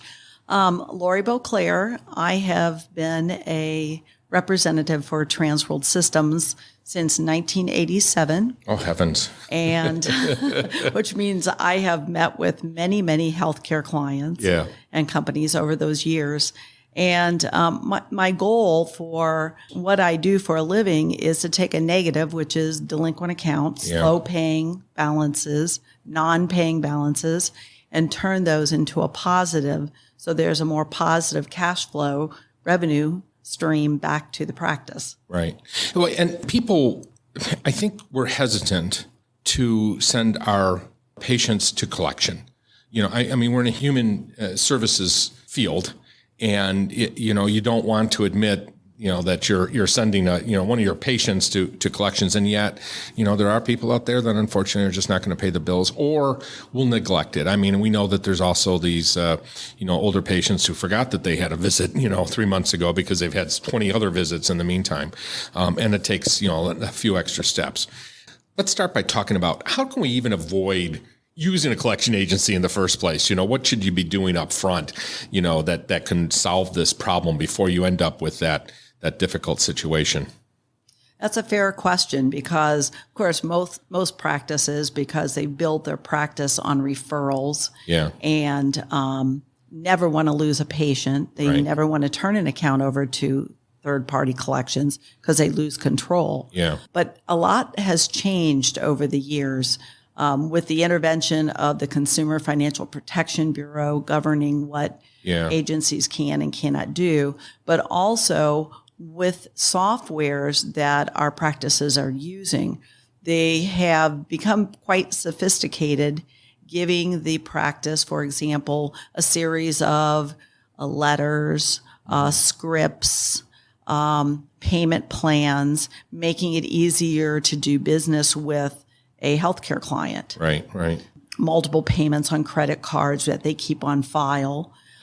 So we're seeing, although with all of those different options available to the patient, we're still seeing a fair amount of accounts, usually approximately 10% of your entire revenue cycle is going to be slow pay, no pay, maybe a combination of bankruptcies, finding new addresses. Yeah. And that requires very sophisticated steps to locate accurate information and proceed with adding to your bottom line, increasing dollars back to. Well, and you get a good point there. You know, the first step is making sure you got the right information at registration. I often joke about the fact that one of our lowest paid people in the surgery center is often the registration clerk. And yet that person is the gatekeeper for all of financial information. I mean, hopefully you got it beforehand, but this is the person actually physically looking at the card. And if they don't do that, or if they don't get that information updated, you could be really in a serious situation that could lead to, you know, to having to go to a collection agency. I'd like to add a point regarding that. You're absolutely correct, because you need to have within your front desk office people, along with your billing staff, the right people on the bus in the right seat. And they also all must be in agreement with what they can say, how they offer different options as far as payment options. And a lot of times they may want to set up a contest, for example. Yeah. You know, how many payments can we bring in this week? Yeah. And then offer a contest prize. Yeah. So you just have to be so careful with any of those things you're doing internally. Because when you're the first person collector, of course, you have a lot more options before you turn it over to a third party to do that. But even when you're doing that, you know, there are some states, for example, that, you know, once you set up a payment plan, you're actually into, you know, territory that could be complicated. Like you might actually be considered a bank, you know, if you're offering a payment plan. So just check your state regulations and be very careful about that. Absolutely. So as I was mentioning, a lot of times we are very hesitant to turn things over to collection. We don't want to get the doctor, you know, who you know, brought the cases to us angry. You know, maybe this is a long-term patient that they see in the office a lot, and there was only one surgery that was there. You know, so first of all, by the way, you should always check with the surgeon before you turn them over to collection.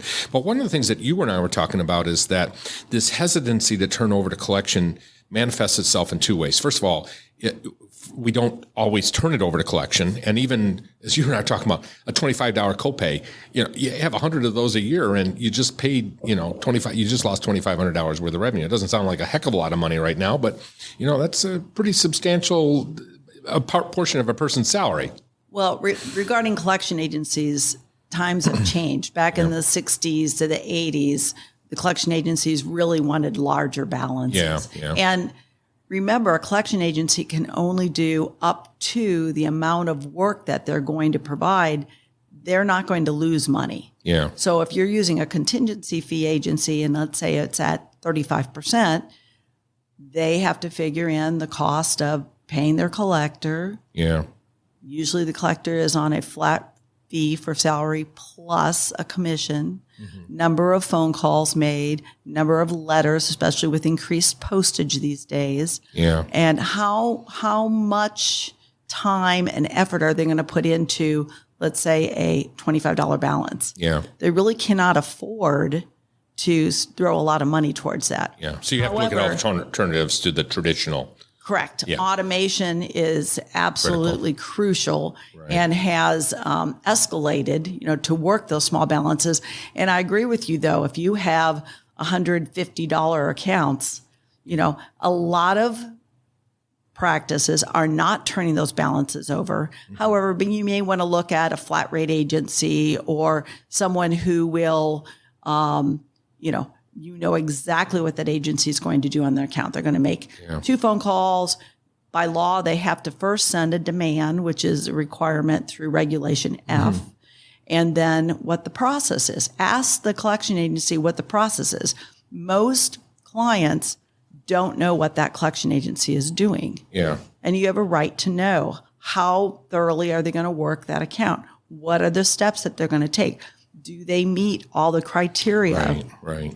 Because you're going to be, you have to double check these companies before you turn it over to them, because you're ultimately going to be perhaps responsible for, some of that, the responsibility for at least making sure they're following the rules.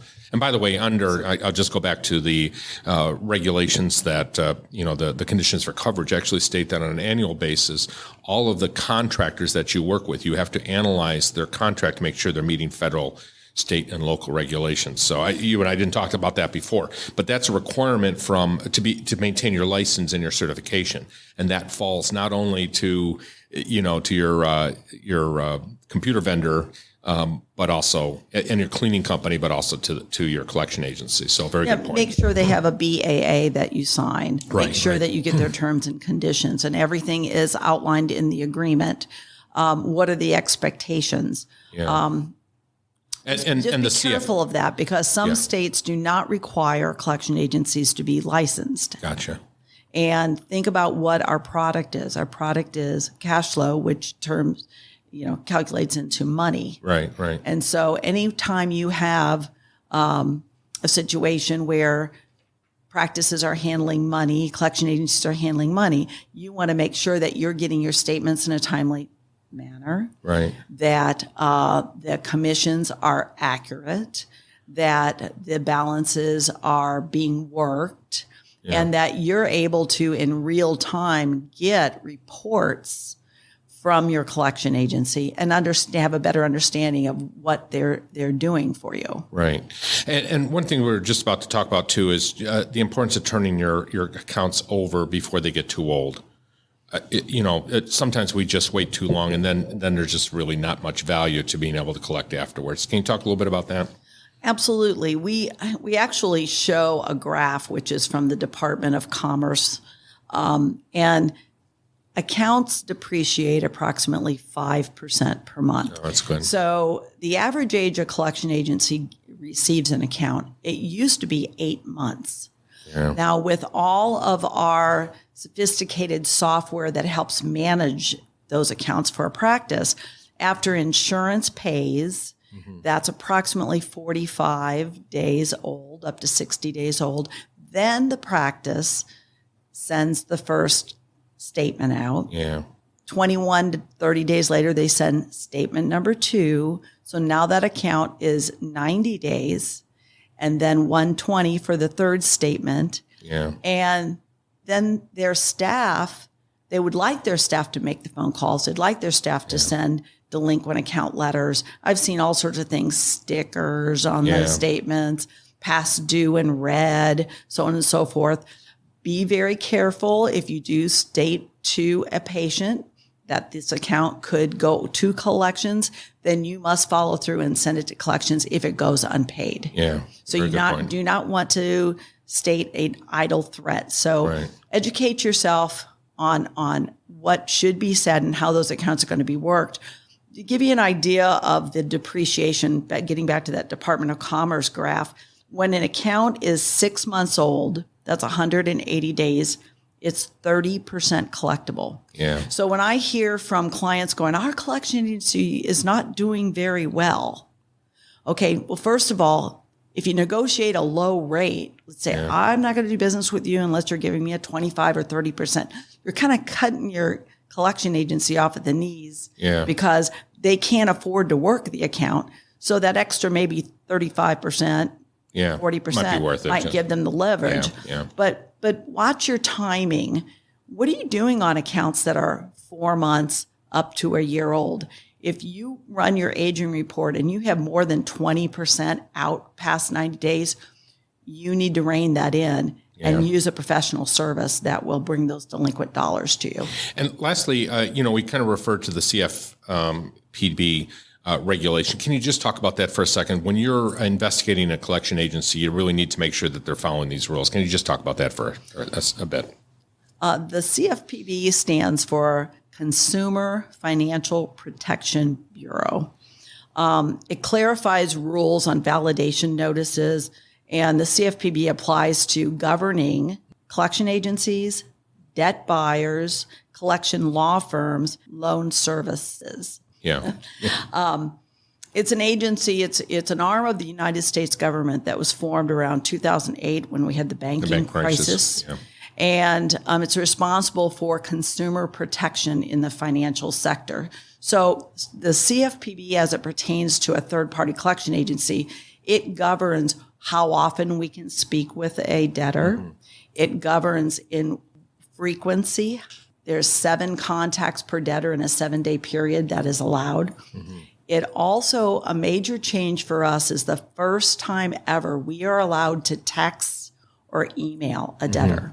We used to only be allowed to make a phone call or send a letter out. Yeah. So recognizing technology now. Yeah. So if you think about that, we now have to also make sure our clients are inputting that data to us. Yeah, so that you have that information before you go out to them. Correct. Yeah, that's a good point. So the CFPB, I know with the company that I represent, Transworld Systems, we have 65 compliance officers. Yeah. That's all they do full time, is to make sure that our licensing is up to date, that our collectors are following all of the CFPB debt collection rules. Regulation F has dictated also back in November of 2021 that we must use the federal first demand. Mm-hmm. And so this first collection letter has a consumer box on the front of the first letter, and where a consumer can actually dispute it or request validation of debt. Of course, when this was first instituted, we were thinking, well, everybody's going to dispute. That's not true. What we have tracked this very carefully, and what we're finding are that consumers are taking it more seriously, that, this is a legitimate debt. Yeah. The CFPB is involved, and if they do request validation of debt, I want to make this point. If someone says, I don't think I owe this, send me proof, by law, we must answer that request within 30 days or the account is canceled out. Got it. So you have to go back to the client, the surgery center in this case, to make sure that information is available and can be sent to the patient within 30 days. Correct. Very good. Thank you so much, Laurie. This has been great. It's a topic that's not talked about a lot. We don't talk about this nationally, and I think you really shed a lot of light on an area that every surgery center's got to deal with. And one big takeaway I want everybody to remember is that you're always going to have to deal with these problems. Every surgery center is going to have somebody that's not going to pay. So best to plan beforehand and make sure you turn that over to collection as quickly as you can. Thank you for your time. Thank you.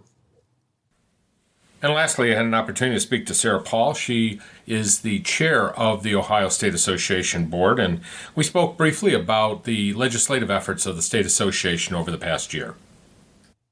I'm here at the 2023 annual Ohio Association meeting with Sarah Paul. She's the chair of the board of directors for the association. This is your second year, if I remember right, yes, correct? Yes, second year as chair. And so thank you so much for joining us here with this special episode. We already talked to Heidi Moss about the membership and about the value of that. Can you just start by talking about you as a running a surgery center, how important it is to support an state association? I found it's very important to me and to my staff to support the association. You learn all those little nuances that are coming up, the networking that you can get. Something comes up and you go, okay, who can I call? And just right before the conference, I had a up here at another center call me and go, this is going on. Where do I go? And I'm like, okay, I know we can call this person and I'll get you her number. And it was through the association that I met that resource. And so there's just so many resources that we can provide to the ASCs, especially if you're not part of a health system. Yeah, a management company or a hospital. If you're not a management company. And even if you are a management company, if they don't have a big presence in Ohio, they don't have those local resources that are so valuable. Yeah, and you bring up such an important point that I've been in the business, 33 years now. And, right from day one, in 1990, I called out to other administrators in the state, and we just shared information at free. You know what I mean? Is that you pay for a membership, but just that ability to call a friend. Yes. About everything. You're never alone in this industry. So state membership in your state association is an absolute must as far as I'm concerned. And I love ASCA. It's extremely important to support the national organization also, but because, everything is local, even when it comes to healthcare, it's important to make sure you're part of an organization like Ohio Association here. So let's, a lot going on in the state right now. Not as bad as some years, obviously, but let's talk a little bit about the legislative things that are going on in Ohio. So a few things going on. They did pass, as a lot of the states have, the surgical smoke evacuation that goes into effect October of 2024. So you got a little bit of time. You got a year to figure out what product you're going to use and how you're going to evacuate that smoke. But it is important. We have it in New York too. It's obviously in a lot of other states. I've been working with AORN. Actually, I've been part of that AORN process too.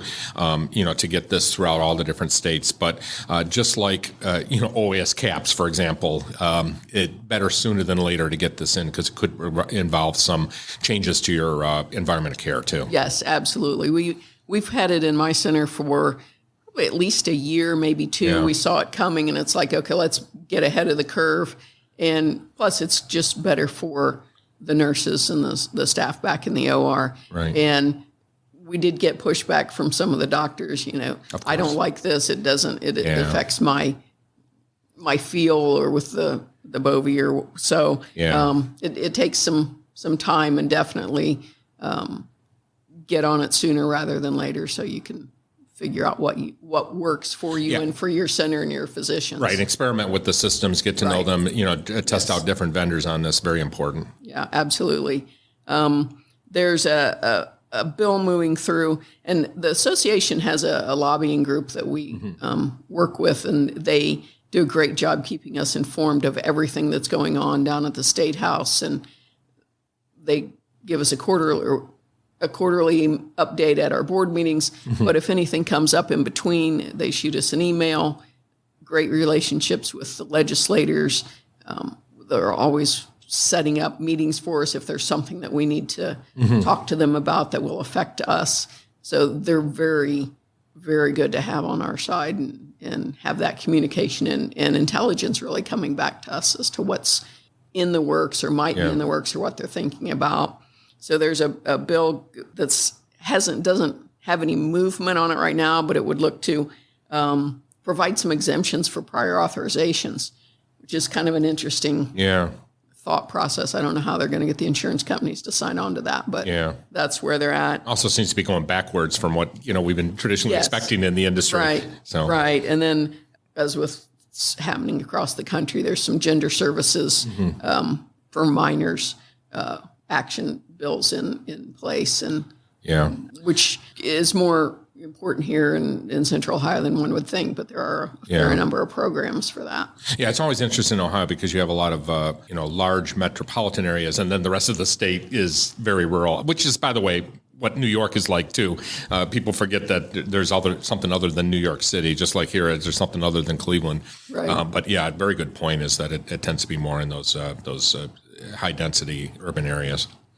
Kind of going back to one thing you said about the state association being so helpful, I think a lot of ASCs will say, "Oh, I only need to go to the conference during survey year." Yeah. But there is so much else that Medicare and CMS and your Joint Commission and AAA and all those. There are regulations that come out all through those 3 years in between your surveys, and if you don't catch those when they're being implemented, you don't know about them. Right. And showing up survey years is not going to provide all that for you. You're going to be under the gun to try and get those in place. And I found going to the offerings that we provide for education has been really beneficial in keeping us up to date, current, and not having to scramble to implement things at the last minute. And to that end, one of the things that makes you unique in Ohio, not necessarily unique, there are other states that do this, is your infection control program. You want to talk about that for a second and how important that is to your members? Yes, we at our annual conference, we offer a full day of infection control education. It provides all 8 hours of CEU credit that is needed or required by CMS for the infection preventionist. And we should point out that's a state rule. It's not CMS, it's actually a state rule. Yeah. Sorry, yes, misspoke there, but a state rule. So they can get their full 8-hour credit in one place, and it's very helpful. It also connects them to other infection control people. Yeah. All of our centers that are in Ohio, they attend that conference for that very reason. Even though we as a company, by the way, provide that infection control training, it doesn't meet the Ohio specific regulations. So it's important that you get that to people out there. So very good point. And the conference also, we provide that credit of legal CEU that nursing need for their annual. Gotcha. So, Sarah, I guess the good news is that it hasn't been, one of those years where you got a lot of regulations, potential regulations or legal issues that could really hurt the industry. So I guess that's a win right now. But, thank you on, behalf of all the centers here for the hard work that you do on the board and trying to, keep advocating for all the centers in the state and dealing with the legislative stuff. You do a great job here in Ohio. Thank you. I appreciate that. Thanks for having me, and we appreciate you coming to our conference every year. Thank you so much. Thank you for taking the time to listen to this special episode of the ASC Podcast with John Goehle from the Ohio State Association meeting in September 2023. We hope you enjoyed the content, and we hope you also listen to our other episodes of the ASC Podcast with John Goehle. This episode of the ASC Podcast with John Goehle is sponsored by Surgical Information Systems, Trivalence, and Ambulatory Healthcare Strategies. Surgical Information Systems provides cutting-edge information solutions for surgery providers. Trivalence offers a comprehensive next-generation ASC solution that optimizes payment and supply chain performance, enabling actionable insights. Ambulatory Healthcare Strategies is the nation's leading regulatory and accreditation compliance resource for ambulatory surgery centers. For more information about our sponsors, visit our website at ascpodcast.com. This podcast is an educational and operational tool and is not intended to be a comprehensive resource for all rules, regulations, and standards that an ambulatory surgery center must meet. The advice provided should not be considered as, nor does it constitute legal advice or opinion.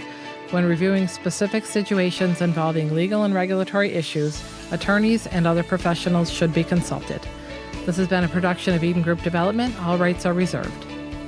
If you are interested in advertising or sponsoring the ASC Podcast with John Goehle, please email us at info@ascpodcast.com. We would love to hear your questions and comments. Please email us at comments@ascpodcast.com.